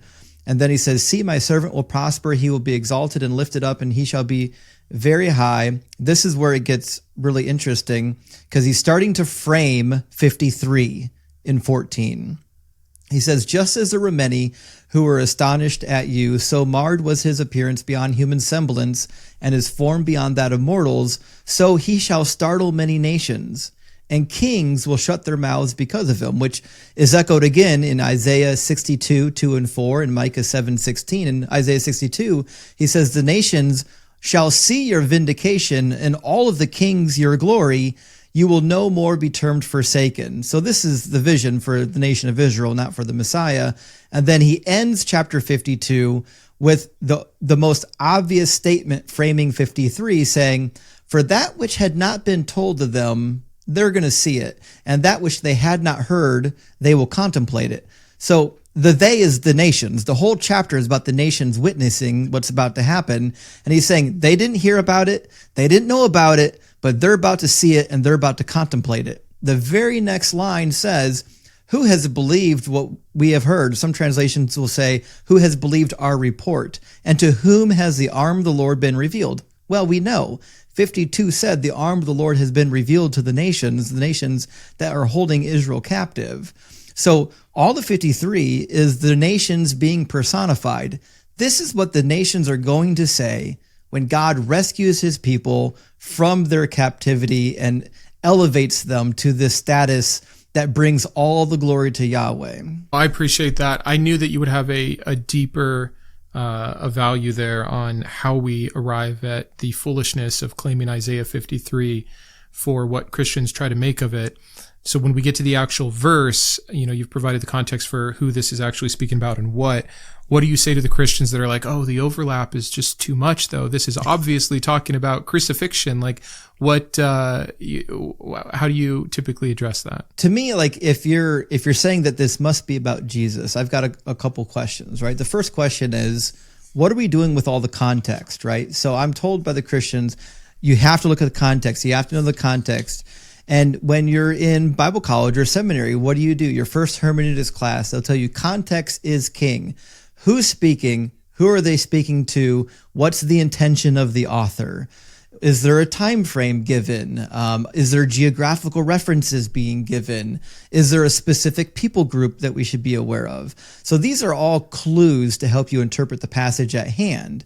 So what Christians want you to believe is that all of Deutero-Isaiah is about the rescue of the Israelites from captivity and coming back to Jerusalem, being restored to their former glory. All of it is about that. Except this one little part, all of a sudden, yeah. Yeah, exactly. Except for this one piece. And they're like, yeah, but if you read it, it just sounds so much like Jesus. I'm listening. I can find dozens of passages in the Bible and read them outside of the context and make them sound like me.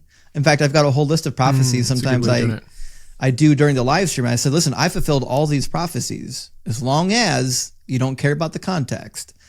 And so I care about the context. I care about what Deutero-Isaiah is actually talking about. And when you take that into account, guess what? The interpretation of Isaiah 52 and 53 about the nation of Israel, that matches all the rest of the prophets. It matches Isaiah. It matches Trito-Isaiah. It matches Ezekiel. It matches Jeremiah. It matches all the rest of the prophets who talked about the restoration period. What it doesn't do is contradict any of them. And if you say that this is about a suffering Messiah, well, that contradicts every prophecy about the Messiah.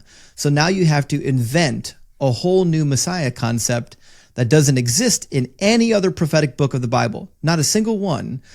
And so you really have to bend over backwards. Some smart Christians, like for example, I've got a new Oxford annotated Bible that I'm typically reading from.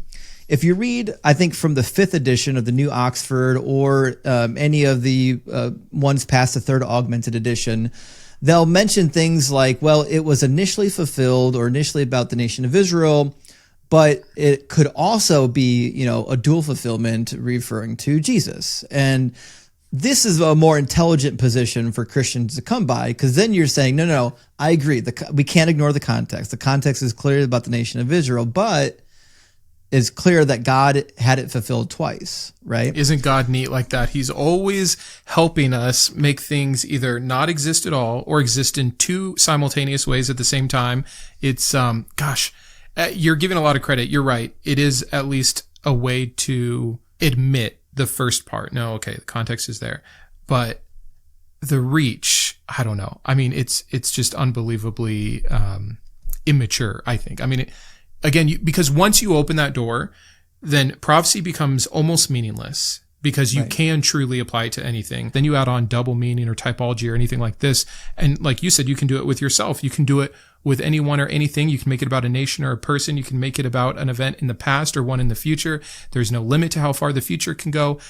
And I just want to shake a Christian and say, shouldn't this matter to you a little bit? Don't you desire for there to be some degree of certainty when that is supposedly the purpose given with prophecy? Well, I think you nailed it, because if you get to the point where you're saying, listen, we get to have a separate interpretation of the prophecy that is devoid of context. Well, that could be about anything. If that's our new ruler, well, I could take any prophecy of the Old Testament and make it about me, right? And then who gets to be the arbiter of which is the appropriate secondary interpretation? Is it Father Mike down the road? Is it, Rabbi so-and-so over here? Like, who actually is the actual authority to say this one prophecy, this two prophecy, or this other prophecy over here actually has a second meaning, and I'm going to tell you what that second meaning is? And so now you're basically suggesting that there's an alternative interpretation divorced from the original message of the author. The inspired message by God can be ignored because there's a new meaning to it.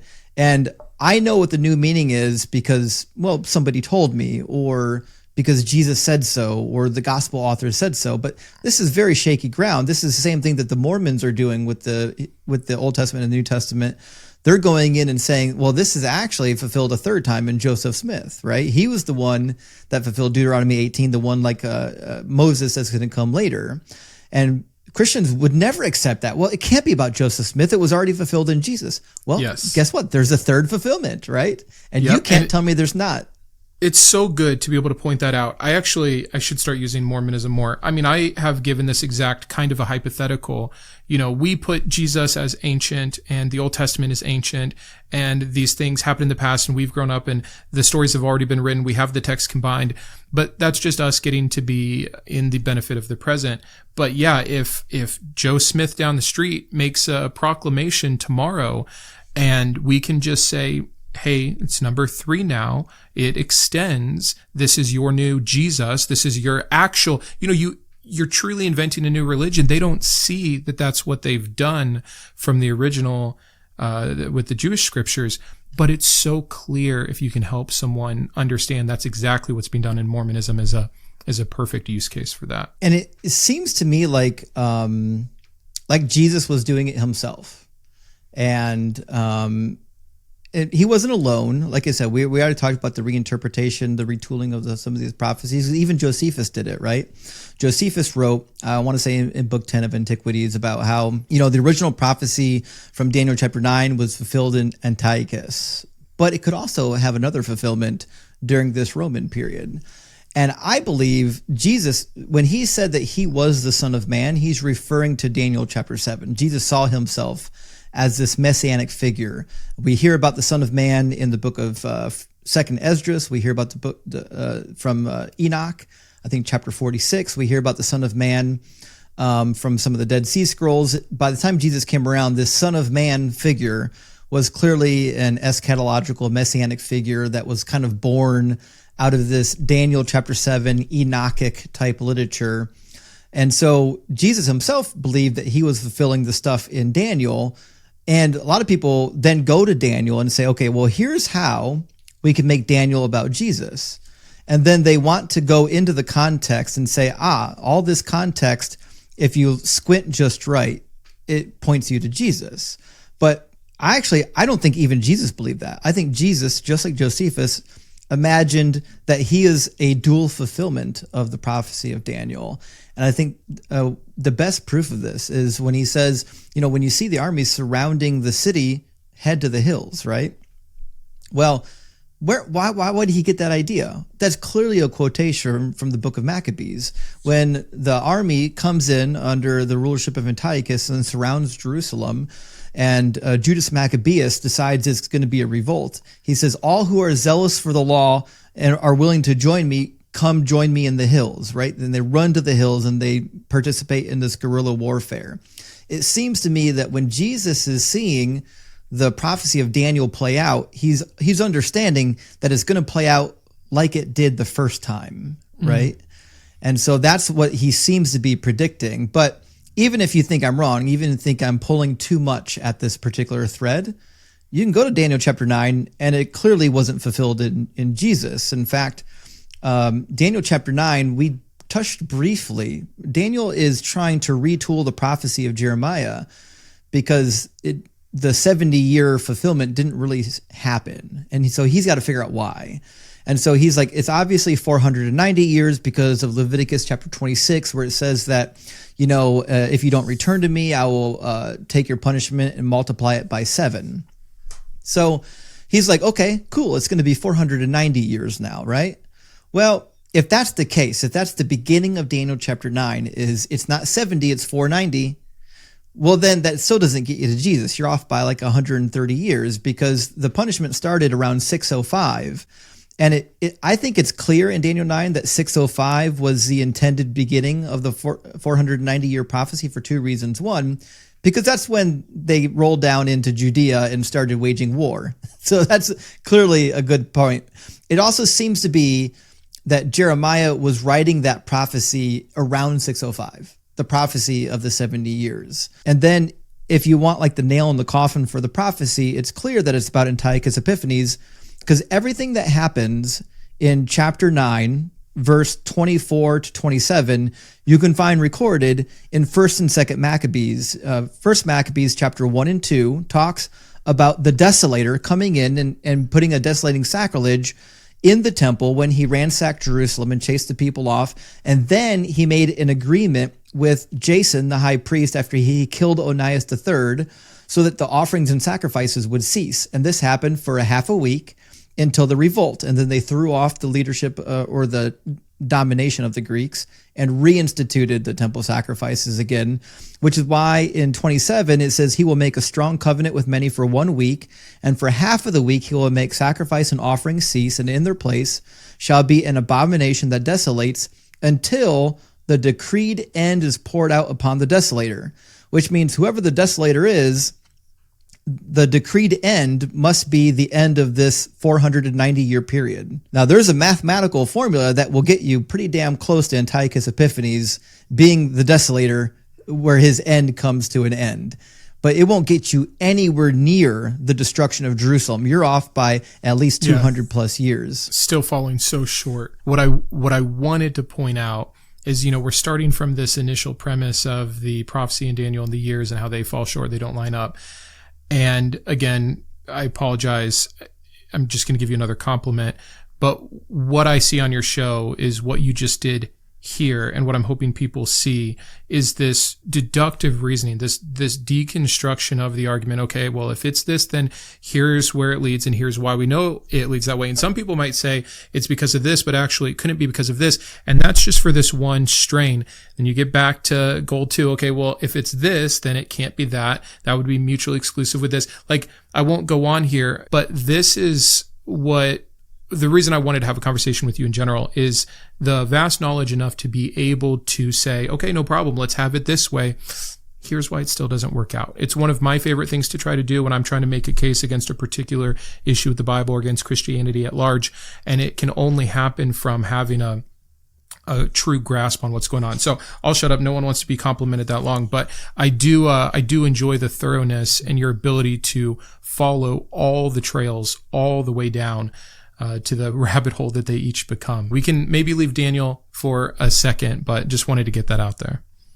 I appreciate that. And you know what? The Daniel prophecy is really interesting, but I think the reason why Daniel is so important is because I think it's pretty clear that Jesus thought he was the fulfillment of Daniel, whether it was a primary or a secondary. So if he's not, if you're reading Daniel and it's clear that he's not the fulfillment, and that Greece is the final kingdom, which is quite obvious. It's mentioned as the final kingdom. It's the shaggy goat. Then Jesus was just wrong. Like Jesus didn't even understand what he was reading, or his secondary interpretation failed, just like the first interpretation failed. And so that seems to be problematic for me. If Jesus can't nail down his own prophecies about himself, we've got some issues. And I think another great example of this is in Matthew 22. There's a really, I want to say, an overlooked passage in Matthew 22 where Jesus, he gets challenged by the Pharisees a lot, but there's one occasion where he challenges the Pharisees. And he says, while the Pharisees were gathered together, Jesus asked them the question, "What do you think of the Messiah? Whose son is he?" And they said to him, "The son of David." And he said to them, "How is it then that David by the Spirit calls him Lord? Saying, the Lord said to my Lord, sit at my right hand until I put your enemies under your feet." And so Jesus is saying something really interesting. He says, if David calls him Lord, how can he be his son? And his suggestion is, I think, pretty clear, which is the Messiah is not just a son of David. That's too little. The Messiah is actually on par with God. There are two Lords because David mentioned him. He says, the Lord said to my Lord. And so you're like, man, that's pretty interesting. I never thought about that, right? Well, this to me is a bit of a problem because if you just take the time to go back and read Psalm 110, a couple things jump out. One is it doesn't actually say what Jesus said it said. Number two, it's pretty clear that David's not the one speaking. So it's an oracle from somebody within his court, maybe one of his prophets, speaking a prophecy about King David, most likely during his enthronement. These types of enthronement psalms are pretty common. There's one popular one in the Egyptian literature that is comparable to the one in Psalm 110.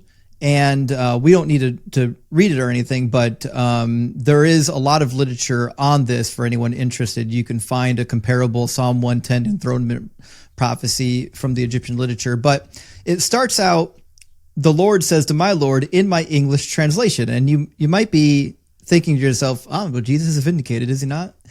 Well, he can't be, because if you recall, in most English translations, when it says the Lord and it's all in mini caps, well, the underlying text says Yahweh, right? So then I was like, okay, well, that's interesting. So then it really should read, Yahweh said to my Lord, sit at my right hand until I make your enemies your footstool. But that's not really good enough either, because it's important to recognize here that in the Hebrew text, we've got a really interesting word. It's ne'um, not na'am. So ne'um is not a verb. It's not a verb saying say or spoke or anything like that. It's a verb or a noun meaning an utterance, a prophecy, a saying, right? And so ne'um Yahweh is such a common stock phrase in the Old Testament. It's the beginning of a prophecy. It's like announcing, thus saith the Lord. Does that make sense? Mm-hmm. And so we have this super common stock phrase that starts it out, and it just says, an oracle of Yahweh. And then it says, to my master, le'adini, to my master. I was like, so this is actually really clear in the Hebrew text. It says, an oracle of Yahweh to my master. Who's the master? It's the king. And how do we know it's the king? Because it says, sit at my right hand until I make your enemies your footstool. This was the promise uttered to King David that came true in 1 Kings chapter 5, verse 3. In 1 Kings 5:3, his own son Solomon says that it was the Lord who finally gave David rest from his enemies and put them under the soles of his feet. So it's actually quite clear that the rest of it reads out just like an enthronement prophecy, a promise to King David. The Lord sends out from Zion your mighty scepter. Jesus didn't have a scepter. King David had a scepter. Jesus didn't rule in Zion. David ruled in Zion. It says, rule in the midst of your foes, and your people will offer themselves willingly on the day that you lead your forces on the holy mountain. This is what David did. David led his forces on the holy mountain. So everything in here is clearly about David. And so you might be wondering, how did Jesus get the Lord said to my Lord when the original text just says an utterance of Yahweh to my master? Well, it's because in the Greek Septuagint, as always, because whoever was writing the New Testament, these Gospels, weren't familiar with the Hebrew text. They only knew the Greek text. It literally says, the Lord said to my Lord, because they're doing the same thing in Greek. Ha-kyrios, meaning the Lord in Greek, is used as a placeholder for the name of Yahweh as a sign of respect, the same way our English Bible is doing it. Jesus obviously wasn't aware of this fact, because he didn't really understand the Greek Septuagint. And furthermore, he absolutely didn't know what was in the original Hebrew text. So not only does he flub the Hebrew, he flubs the Greek as well. And I can only assume that this is Matthew's doing and not Jesus' doing. I can't believe a Jewish rabbi would make this mistake, because that was going to be my next question to you, is if you're actually assuming that this is Jesus incorrectly or getting the Septuagint wrong, as opposed to just the author placing Jesus in a position to have to get it wrong. I think it's the latter of those two options, because he does something similar with the Greek text. We already talked about the virgin birth text, but there's a really interesting facet with that, where in the Greek text, it's changed to, a young woman, Alma, is changed to Parthenos, right? And you might be thinking to yourself, well, Parthenos just means virgin, right? We think of parthenogenesis, a phrase people know when somebody has birth without having sex. And but the problem is, Parthenos in Greek, at the time Isaiah would have been translated into Greek, didn't always mean a virgin. It was more synonymous with a young woman, which is probably why it was used. In fact, you can see in some of the writings of Homer, where Parthenos refers to a young woman who's already been married. And you can see even in Genesis chapter 34, the story of Dinah in the Greek Septuagint, where Dinah is described as a Parthenos even after she's had sexual encounters with Shechem. So it seems like Matthew took this Greek word. First of all, he had no idea what was in the Hebrew text. Second of all, he read the Greek text without any sophistication, and he just read it and said, it must be a virgin birth.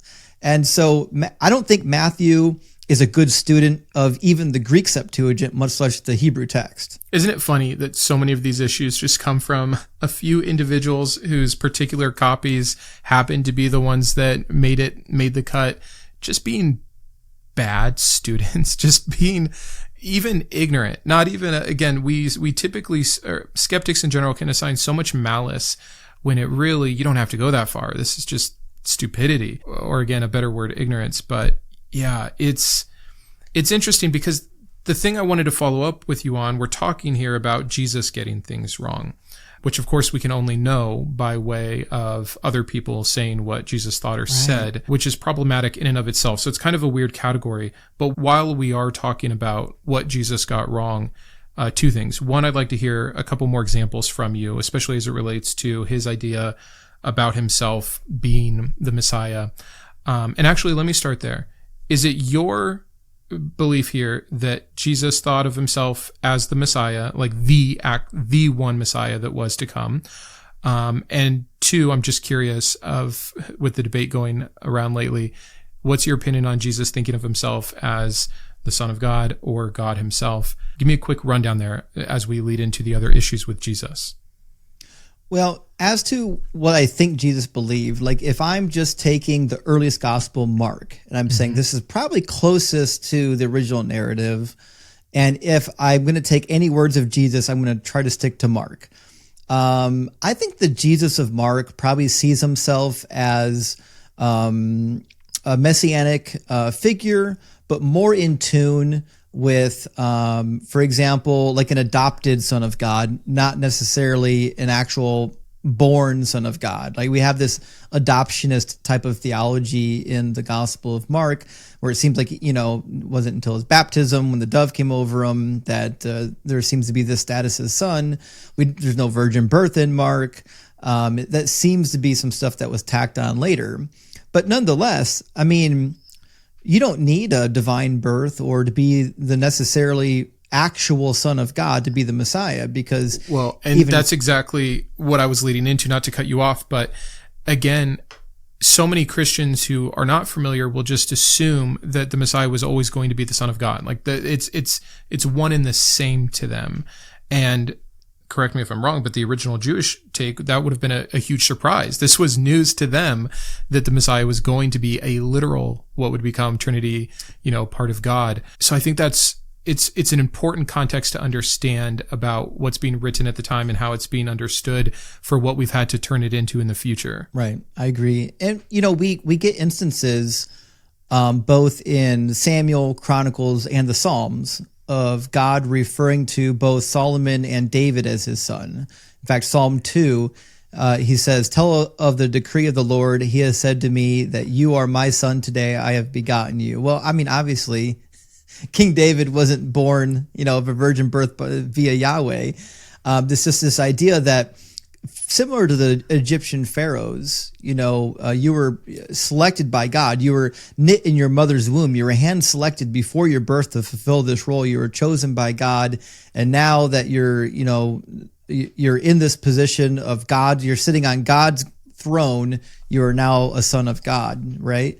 And so it's more of an elevated messianic title, I would say in Mark, but this other facet too, he uses the title Son of Man quite a bit, and I'm inclined to believe that this idea of Jesus thinking he's the Son of Man ties both into the Daniel prophecy, but also I think we would be remiss if we didn't touch a little bit on like the Enochic literature, and especially of the Melchizedek scroll in the Dead Sea Scrolls. So there's a Melchizedek scroll that's very popular that is kind of paralleling what we find in Daniel, where there's a divine figure that's going to come and fight on behalf of the children of God, the sons of righteousness, and defeat the sons of darkness, and is referred to as like a son of man. So there's this huge backstory of Melchizedek, where and you'll find it in Enoch, and you'll find the end point in the Melchizedek scroll,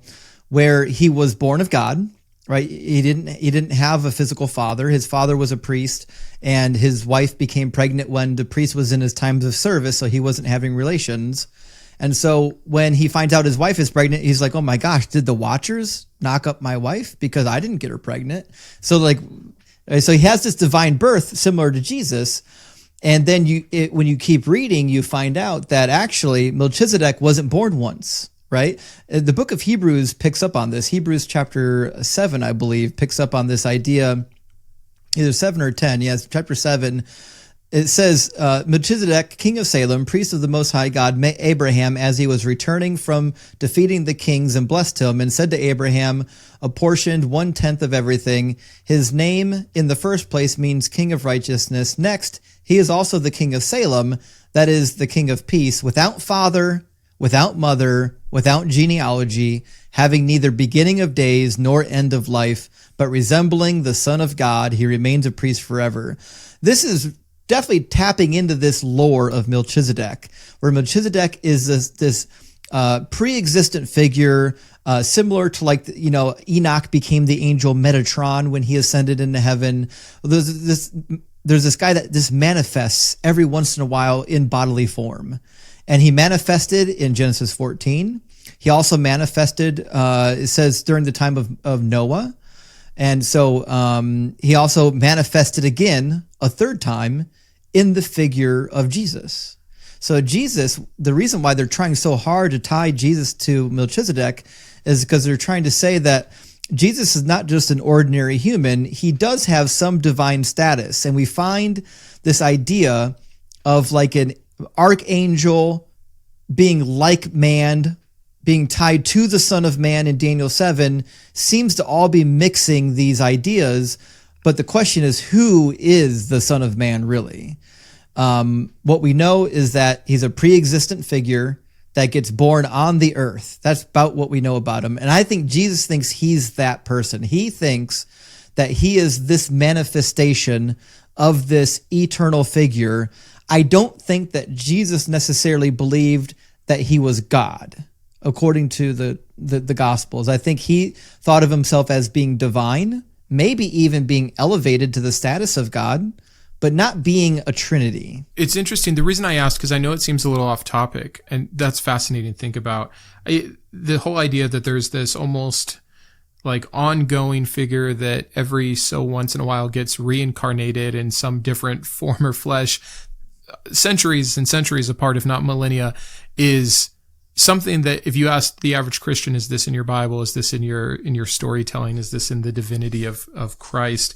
They would scoff at so hard. It seems like such an Eastern idea or such a demonic idea, however you want to phrase it, anything that's not their particular brand. But the reason I brought it up is I think it's important to try to establish Jesus's thoughts as so far as we can see them through the writers, because if he is someone who thinks he's this Messiah in some fashion, let alone the Son of God, which I hear what you're saying there, we need perfection, right? For what would later come with atonement and all of the salvation models, it can't be any semblance of getting anything wrong ever. If he's just maybe a Messiah in the way that the Hebrew writers would have seen a Messiah, sure, maybe you can account for some level of error.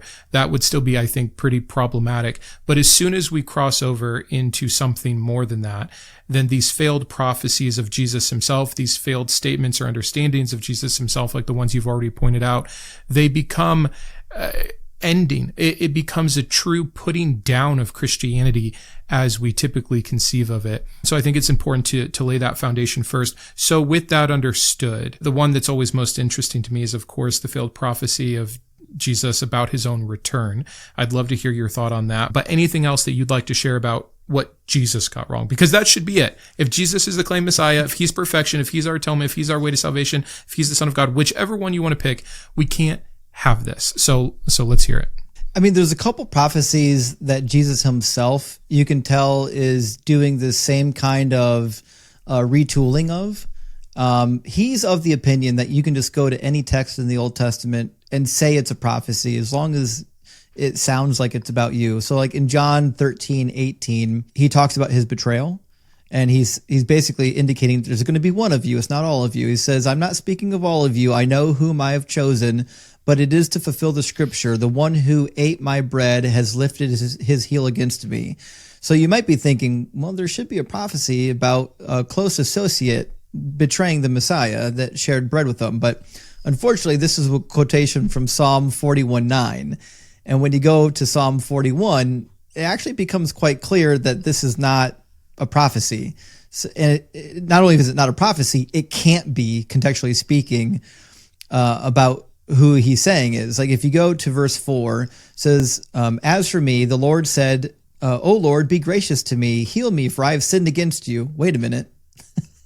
The speaker has sinned against the Lord? Clearly it couldn't be about Jesus. And he says, my enemies wonder in malice when I will die and my name perish, so on and so forth. Then he says, even my close friend in whom I've trusted, who ate my bread, has lifted his heel against me. Well, this is clearly a lamentation of King David. This is not a prophecy about the Messiah being betrayed whatsoever.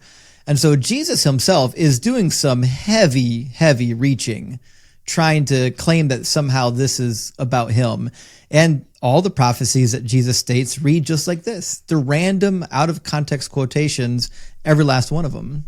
It's so sad, almost. Like there's a part of my old past Christian self that's offended at hearing what was held up for so long, right? For decades of this version of perfection, to see not that I would say Jesus is a hero any longer of mine, but to see them fall, because again, it puts him so man-made. If you just took any other messianic claimed figure from this time or a bit earlier, a bit later, and you showed a Christian today, hey, he said this and look, like clearly got it wrong. This is what the Psalm is actually about. They'd be like, yeah, for sure, because he's false. Like they have no problem putting that in its place. And again, for that same Christian, it's one thing to even know that there's contradictions, that the Bible's inerrant, that the Old Testament's weird, that God is strangely wrathful for what we would expect of an all-loving God.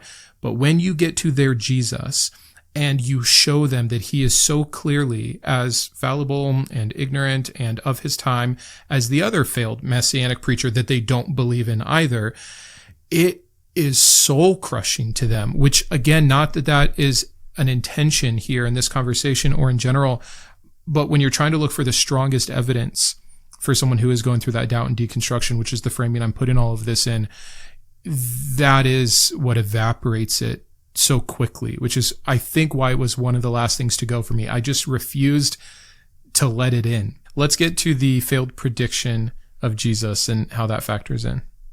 Yeah, there's so many places you can go with the failed predictions of Jesus. I typically start in Matthew 10:23, and some of these appear in Mark as well, but I typically do Matthew because Matthew is more inclusive of the multiple times that Jesus made this prediction.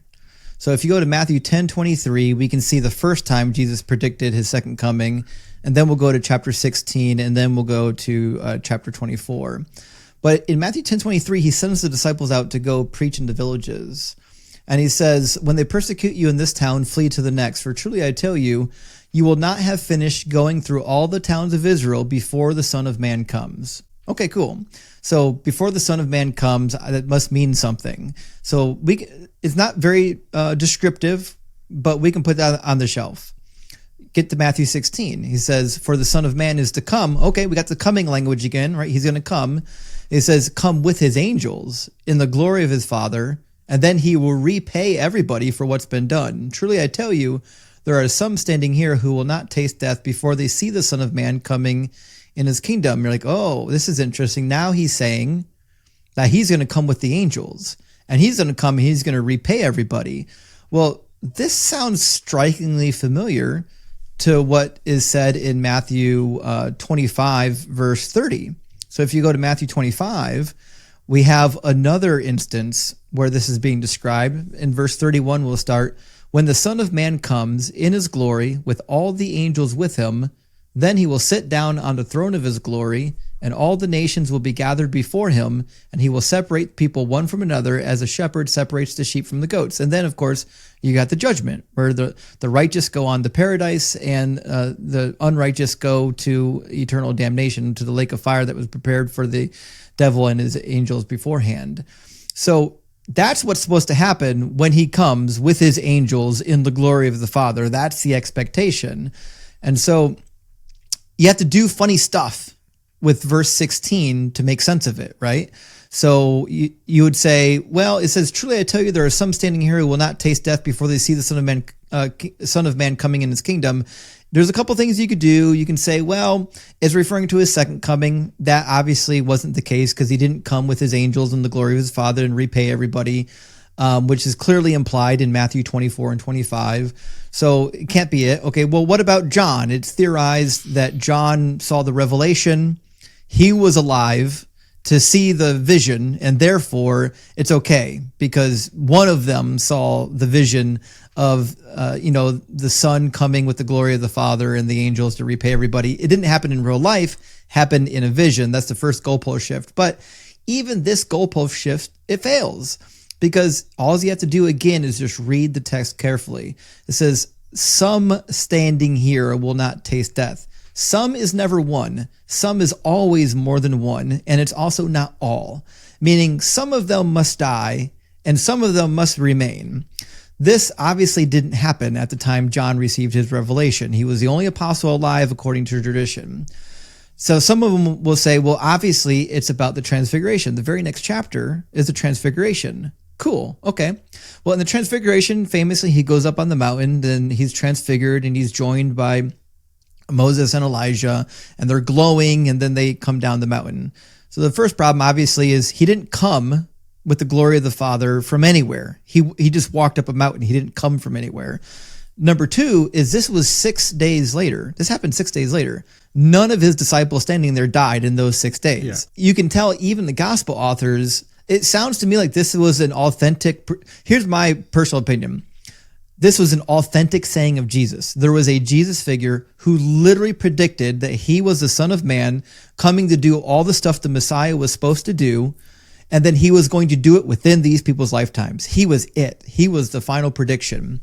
And then he just couldn't actually do it because he wasn't the Messiah, because his God is fiction. But it seems to be that was the prediction, because even in Matthew 24, the Olivet Discourse, the long drawn out signs of the ends of days, right? He gives the signs and he says, immediately after the suffering of those days, the sun will be darkened and the moon will not give its light and the stars will fall from heaven and the powers of heaven will be shaken. Cool. That's, dramatic imagery. Could mean a lot of things. But then he says, then the sign of the Son of Man will appear in heaven, thinking Daniel chapter 7, and all the tribes of the earth will mourn, and they will see the Son of Man coming on the clouds of heaven. There we go. That's what it means to come on those clouds of heaven, just like the next chapter 25:31 tells you, with power and great glory, he will send out his angels. Remember, he's coming with the angels in chapter 16. With a loud trumpet call, they will gather his elect from the four winds, from one end of heaven to the other. So this idea of coming on the clouds, coming with power and glory, happens at the end of days, the second coming, which is why we have the most famous statement from chapter 24, which agrees with Matthew chapter 16, where he says, truly, I tell you, this generation will not pass away until all of these things have taken place. And those things simply did not take place.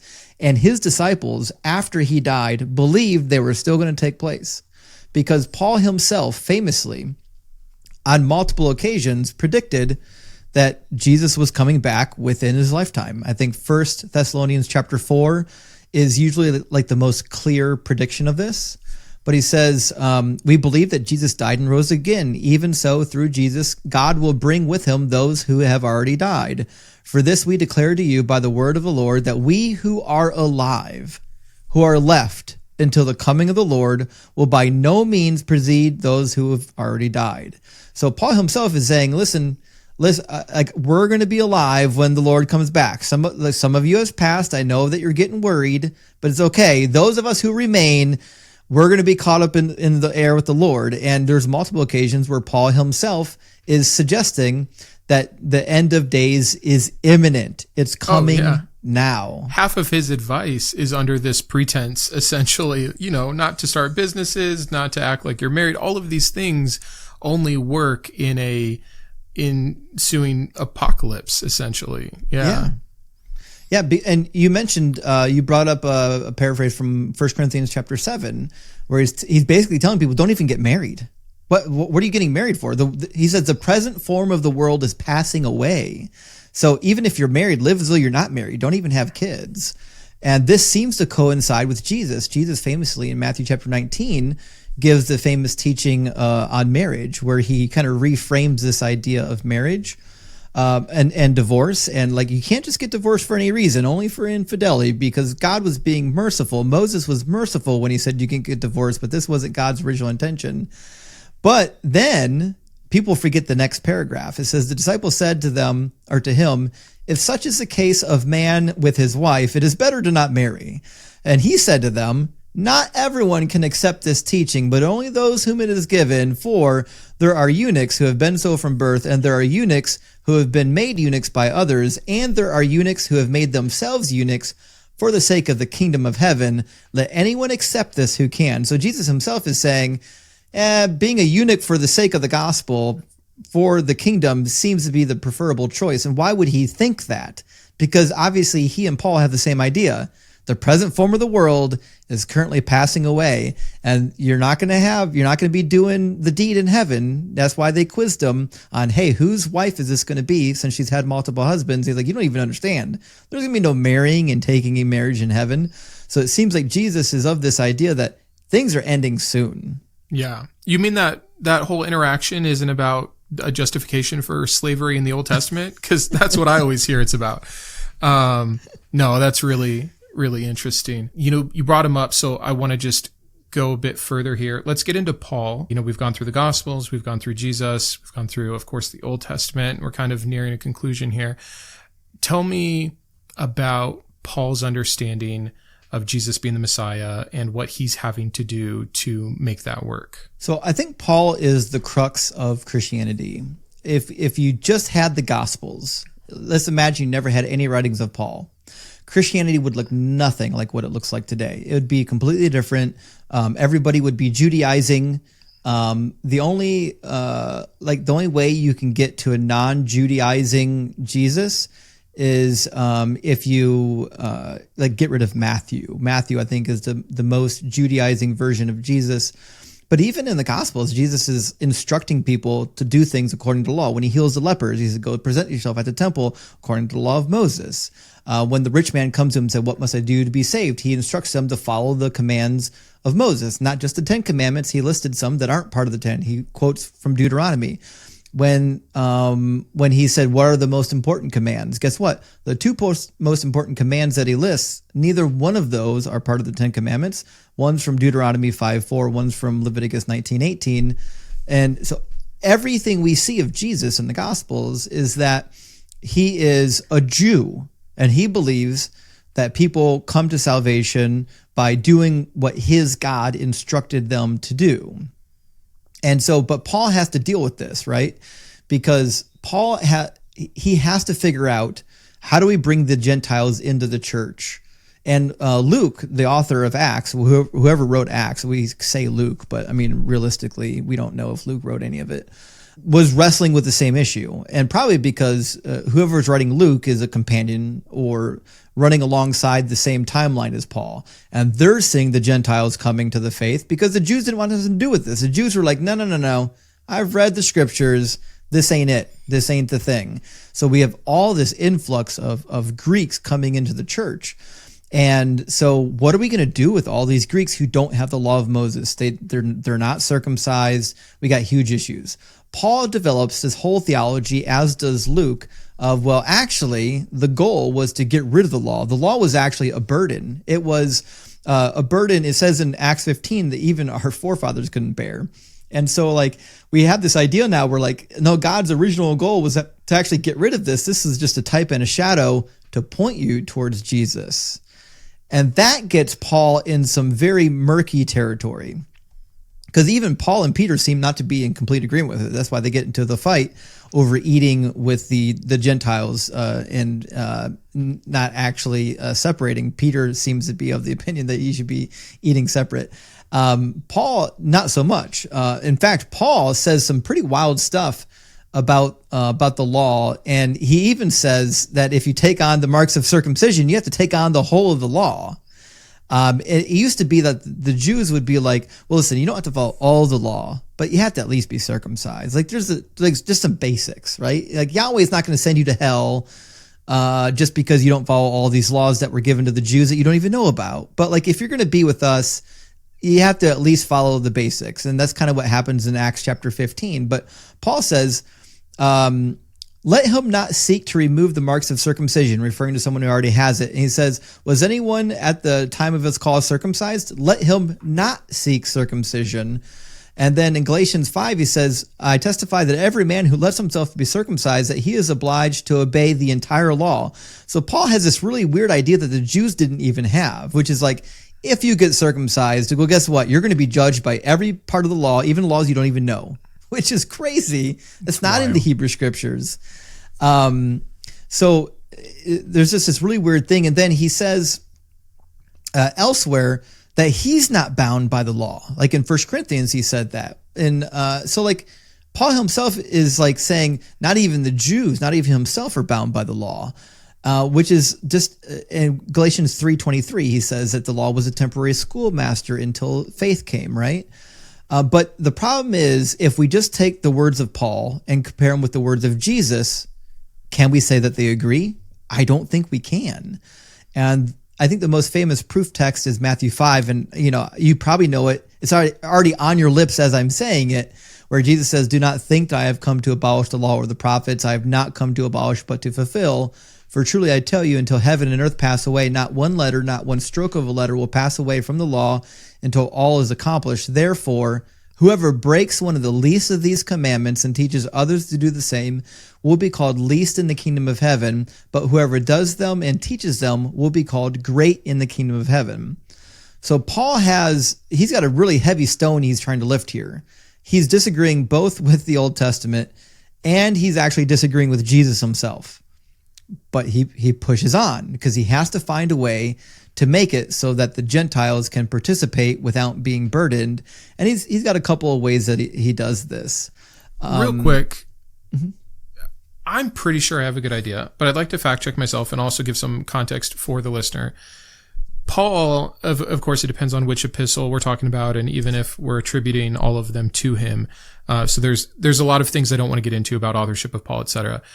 But to what degree did Paul have in front of him, if at all, these other ideas or quotes from Jesus? Obviously, we know some of the gospel come after Paul's writing, but again, depending which of Paul's writing and which gospel and which dating, so it's murky. But I'm wondering if you can just give a little bit of structure there. So it's kind of hard because when we talk about what did Paul have access to, the framework is weak. There's a couple times where Paul mentions things, and it seems like he has awareness of something that we find in the Gospels, right? So this idea that the present world is passing away, it's imminent. This seems to be either A, he had some textual witness that he could refer to, or perhaps the saying of Jesus was passed down to him orally and he had access to it. In 1 Corinthians 15, we have this famous quote where he's saying he received what was handed down to him. And then he gives like the supposed earliest creed that Christ died and was raised again, so on and so forth. And you could say that maybe that was tied to the Gospels as well, but it's really hard to know if that was just an oral transmission. There's one interesting thing in Romans 2, and I think it gets overlooked a little bit, but in Romans 2, listen to what it says. He says, actually, we'll go back to Romans 2, verse 5. But in your hard and impenitent heart, you are storing up wrath for yourself on the day of wrath. Think of Jesus saying, storing up treasures in heaven, right? It says, when God's righteous judgment will be revealed, for he will repay according to one's deeds. Sounds awfully familiar to Matthew 16 when he says he's going to come back and repay everybody for their deeds. Now, I've read this before in Greek. It's not the exact same verbiage. It's worded slightly differently. I think the concept is there. And it says, to those who patiently do good, seek the glory of honor and immortality, he will give eternal life. And for those who are self-seeking, who obey not the truth, but wickedness, there will be wrath and fury. There will be anguish and distress for everybody who does evil, the Jew first, also the Greek. So we seem to have this idea from Paul that like Jesus is coming back in the glory of his Father with the angels to judge mankind. And I'm partial to the idea that either A, Jesus taught this so much that it was transmitted orally eventually to Paul, or Paul had some remnant of a list of sayings of Jesus that he could turn to, or somebody in his orbit had one. Because there's so many instances like this where Paul says something that lines so well up with like something I can find in the Gospel of Mark. And Mark wasn't writing that much after Paul. I don't think Mark is inventing it in order to line up with what Paul was saying. Yeah, no, it's why I wanted to bring it up. On one hand, is just A, I wanted to hear your thoughts as someone that I'm sure had looked into it, but B, there's such a common Christian apologetic that what we see from Paul and Gospels written at different times in different places, et cetera, line up so well. It must be that divine authorship idea, as opposed to clearly sayings of Jesus, some earlier source that everyone pulled from later, or again, just it being so common because it was said so much. So that's good context there, but I'll let you kind of get back to it. I liked where we were going. Just wanted to call that out. Yeah. So, there's a lot of mystery in like what were the earliest texts and who had access to them. One thing's for sure, his disciples most likely didn't write a single thing. At best, maybe Peter wrote 1 Peter, not 2 Peter. And at best, John gave his testimony to some people who wrote it down. Now, this seems clear. John chapter 1 declares that somebody's writing down the words of John. And John 21 declares that there are at least two authors receiving the testimony of John. In fact, at the very ending of John chapter 21, he says, this is the disciple who is testifying to these things and has written them, and we know that his testimony is true. So who's ever writing in John seems to be a we. You could say that, well, maybe John was speaking to some scribes. But what we don't have are actual authentic writings from the disciples of Jesus. And the early church even wanted to get rid of Jude and James. They didn't believe they were authentic. So like if the early church wasn't even inclined to take on Jude or James seriously, why would I? In fact, James seems to be writing as a method of putting together a polemic against Paul's teaching. But it seems to be from church tradition that James would have been already dead by this time, depending on who you're reading, right? So it's just unlikely that somebody was writing after Paul, arguing against Paul, when it seems like by the timeline he should have been dead already. Plus, we have no reason to believe that James, a brother of Jesus, was learned and could write. That being said, there's a lot of mystery about what were the earliest documents, and I'm inclined to believe, I'm kind of agree with a conservative scholar, shockingly. There's a guy named Richard Bauckham, famous scholar. He's a conservative. He disagrees with me on 9 out of 10 things, but I agree with him on this one thing, which is that I think the earliest fragments of the Gospels were fragments that were floating around in the communities and then were later assembled into these narratives. Sure. And there's a lot of instances of this happening in the ancient world. And when you read the Greco-Roman historians, they're doing the same thing. They're taking already held traditions, snippets, pieces, stories that were written or oral and collecting them into a body of work. And that seems to make the most sense for the Gospels. Yeah, they just did a much better job saying that that's what they were doing instead of claiming other things. But yeah, actually, that's a good point. Yeah.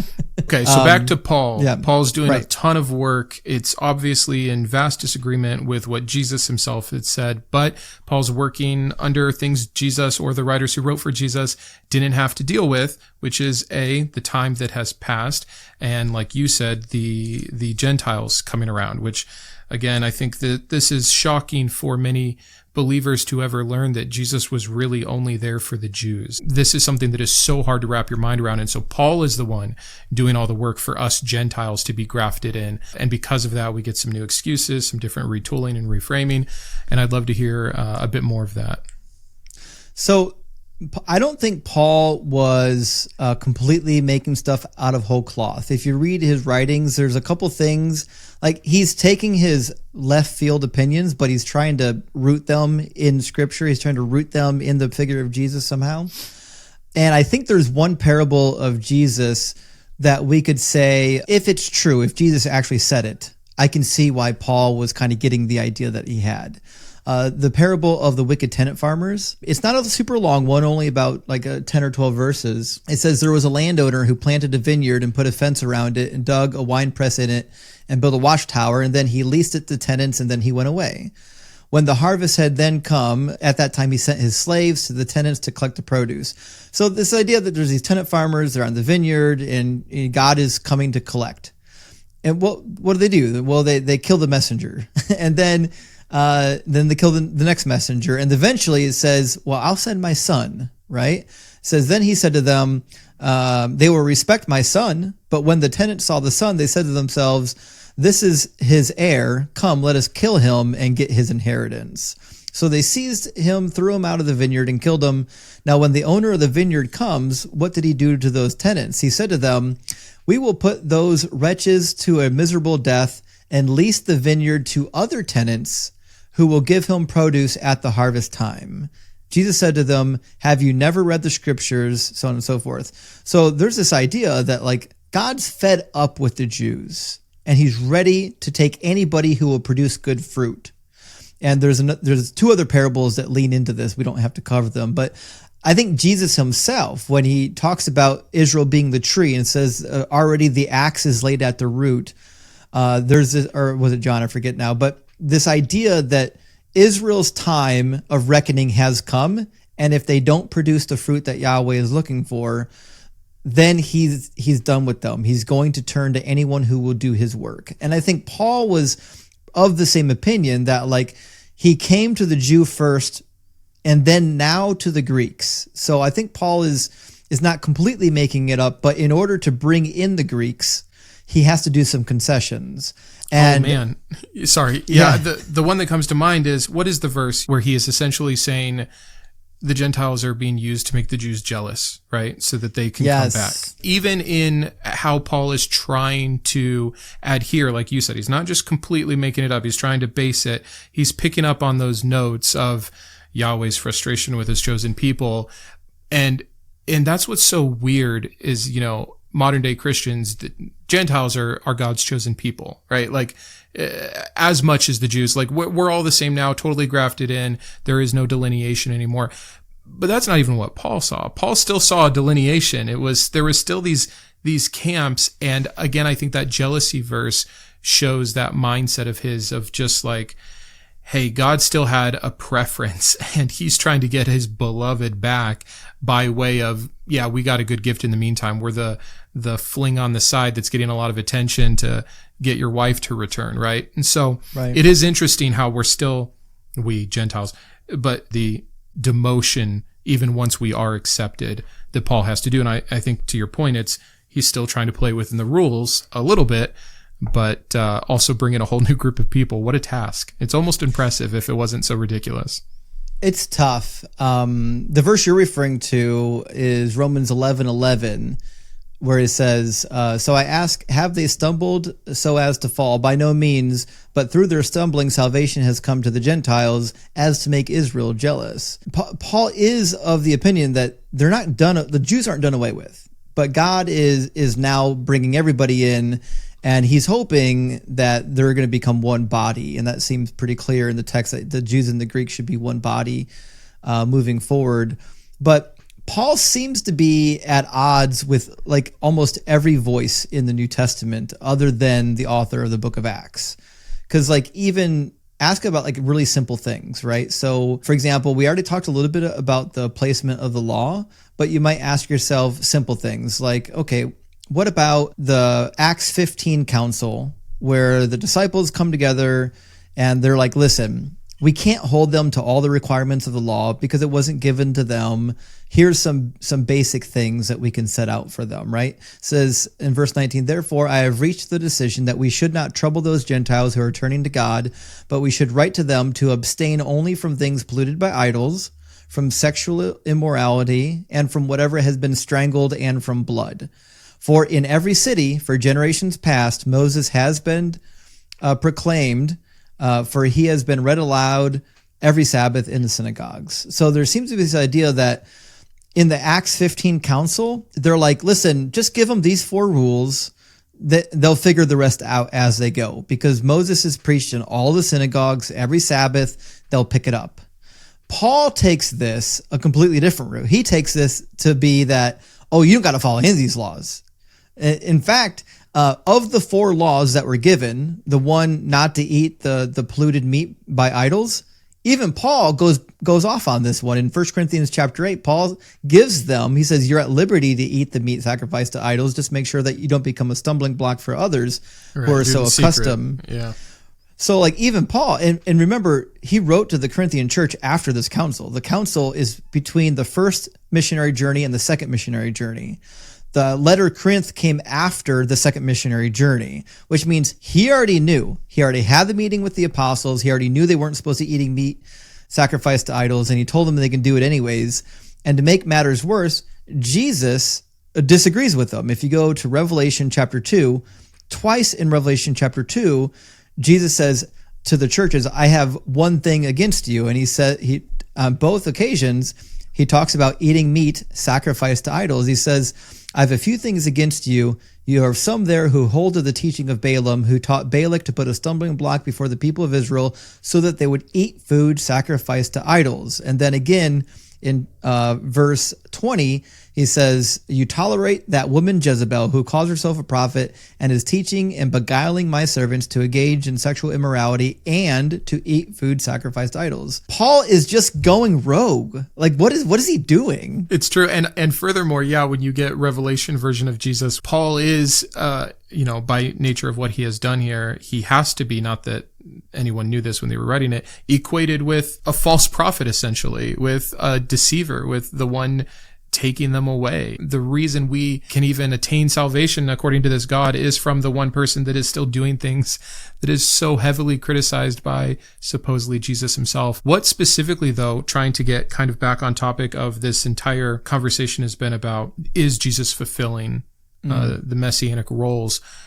Where does Paul try to prove that? So this is the wild thing, is Paul doesn't engage in a lot of prophecy fulfillment in terms of Jesus. He does a lot of quoting like out of context. I know that he can quote from the Hebrew scriptures, maybe the Greek more often than not, but he doesn't seem to do a lot of proof texting like Matthew does in trying to say, listen, he fulfilled all these messianic prophecies. Because according to Paul says that, Jesus is found in the types and the shadows. So Paul's idea of Jesus fulfilling prophecy isn't that the prophet said it and then Jesus didn't. Yeah, that's not as direct. Yeah. Right. That's not his hermeneutic. His idea is that we have these patterns, right? He talks about patterns in the scriptures that Jesus fulfilled. So this idea that he's like David, he's like Moses, he's like the restored Israel, or he's going to do the restoration of Israel. These are the ideas that Paul is having about Jesus. But the problem we have is Paul was of the mindset that these are things Jesus is going to do. He's going to come back and be king. He's going to come back and bring world peace. He's going to restore all things when he comes back. In Paul's mind, the stuff that Jesus was supposed to do was still yet to be done. But because he rose from the dead, you could be assured that he'll do it. It's a confidence placed based off this one particular instance. I think you're right. It's funny. The only thing that could be more vague and easily abused than prophecy is this typology.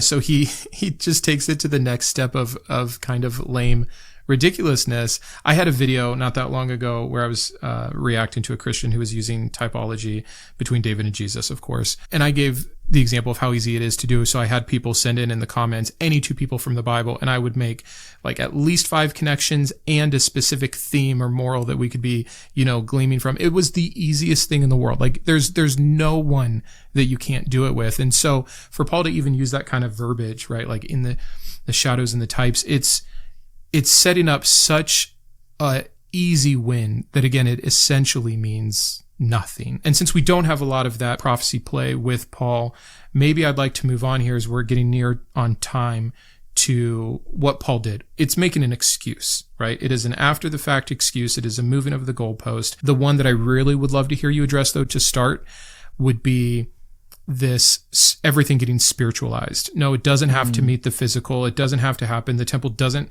these things, he is the new temple. All of the things get moved into this abstract realm that allow them to be generally true, where you don't have to be in accordance with scripture anymore. It's wild to me.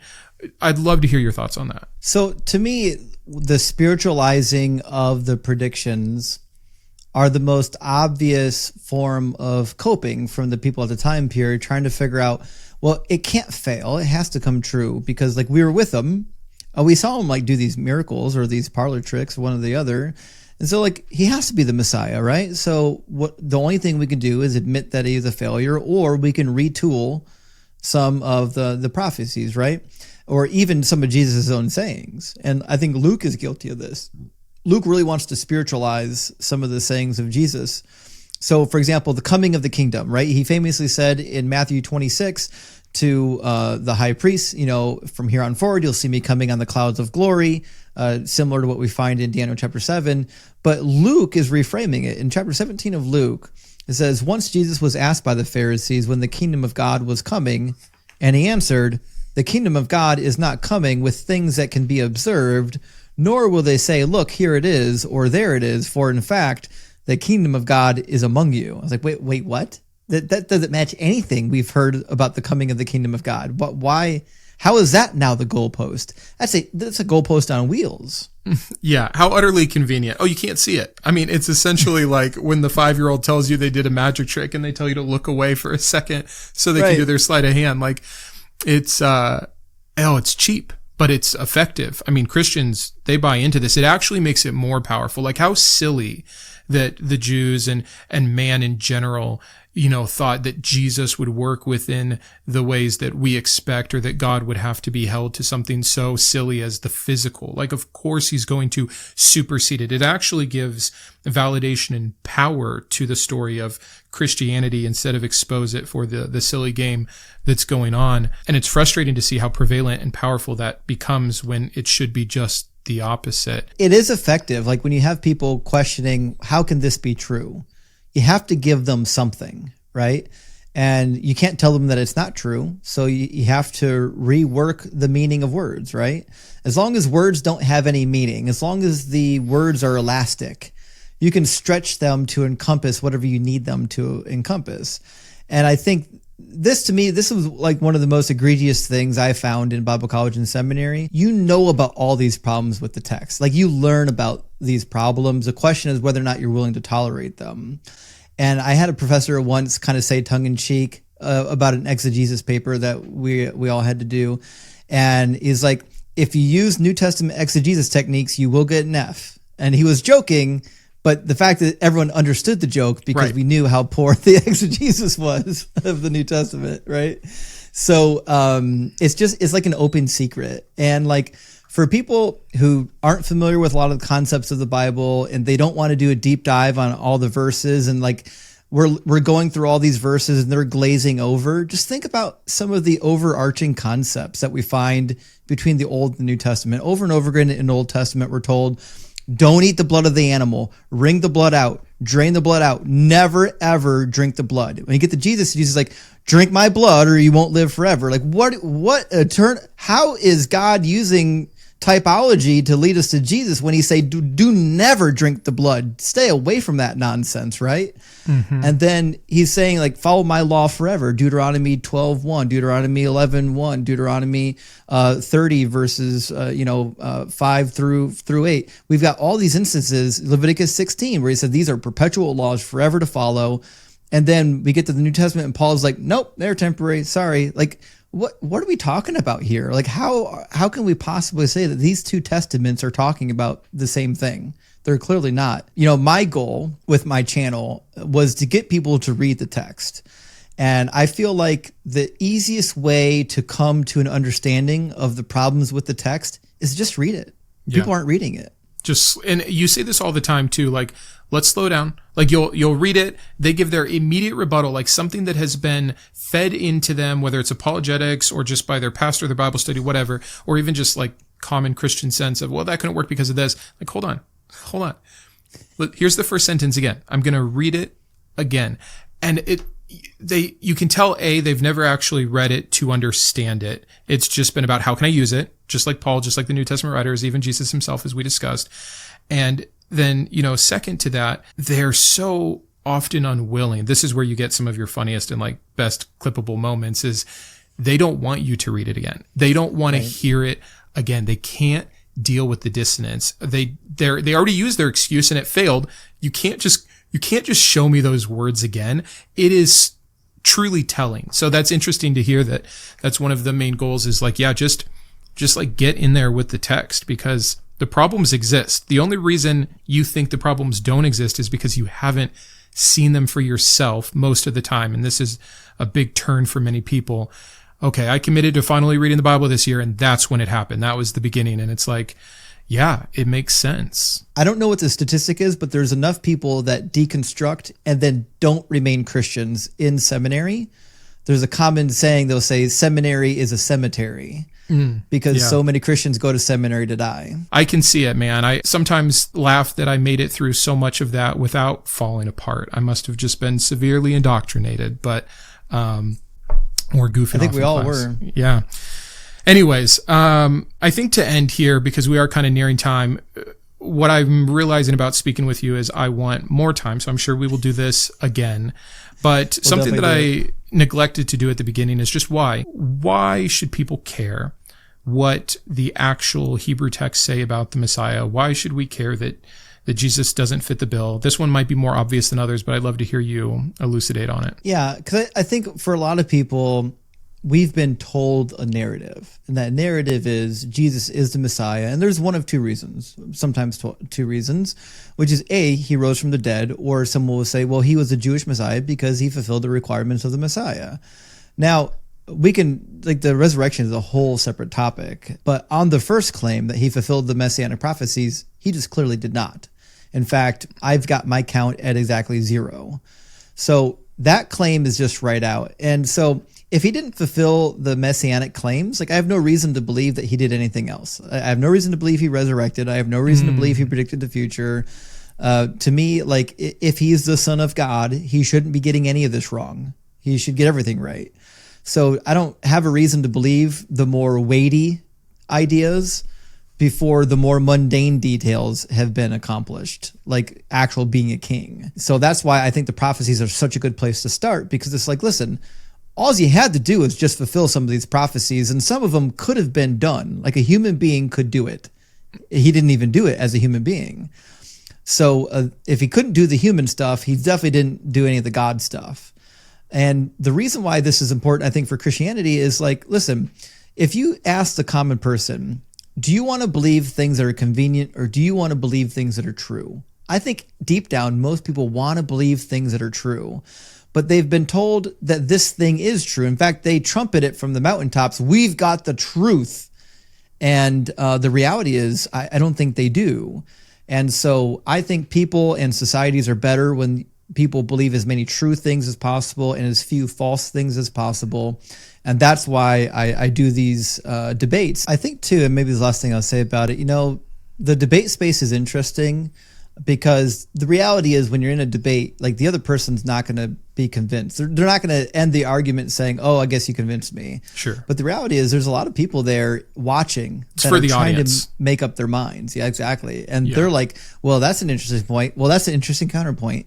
And so I think that's why the debates are actually really worthwhile, because while some people might just hear an argument, a lot of people don't hear an argument. A lot of people are hearing, oh, these are things I've never considered before. Yep. Yeah. It's, the last person I had a conversation with, Durante, actually made a video recently on why he will not debate. And it's one of the few things that I kind of disagree with him on. And his point was that, yeah, you're not going to change someone's mind. And it is something I've also complained about a lot. It's about who has the best quip, who's the fastest. And some people are not cut out for that.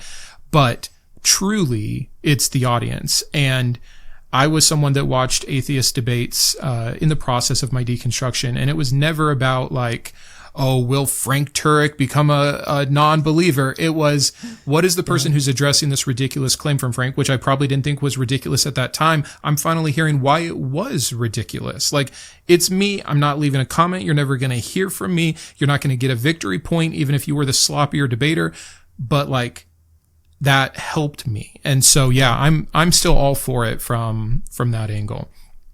But, yeah, man, let me just say, your answer to why we should be thinking about this is perfect. I really, I want to second that if Jesus couldn't do the simple things, the human things, if we couldn't get one out of supposedly 300 prophecies done by this guy, that maybe we just don't need to even concern ourselves with the rest so much. And that it's a good starting point. And it's what is held up so much of the truth for what Christians think is the truth, is like, that is always the story. Jesus did this.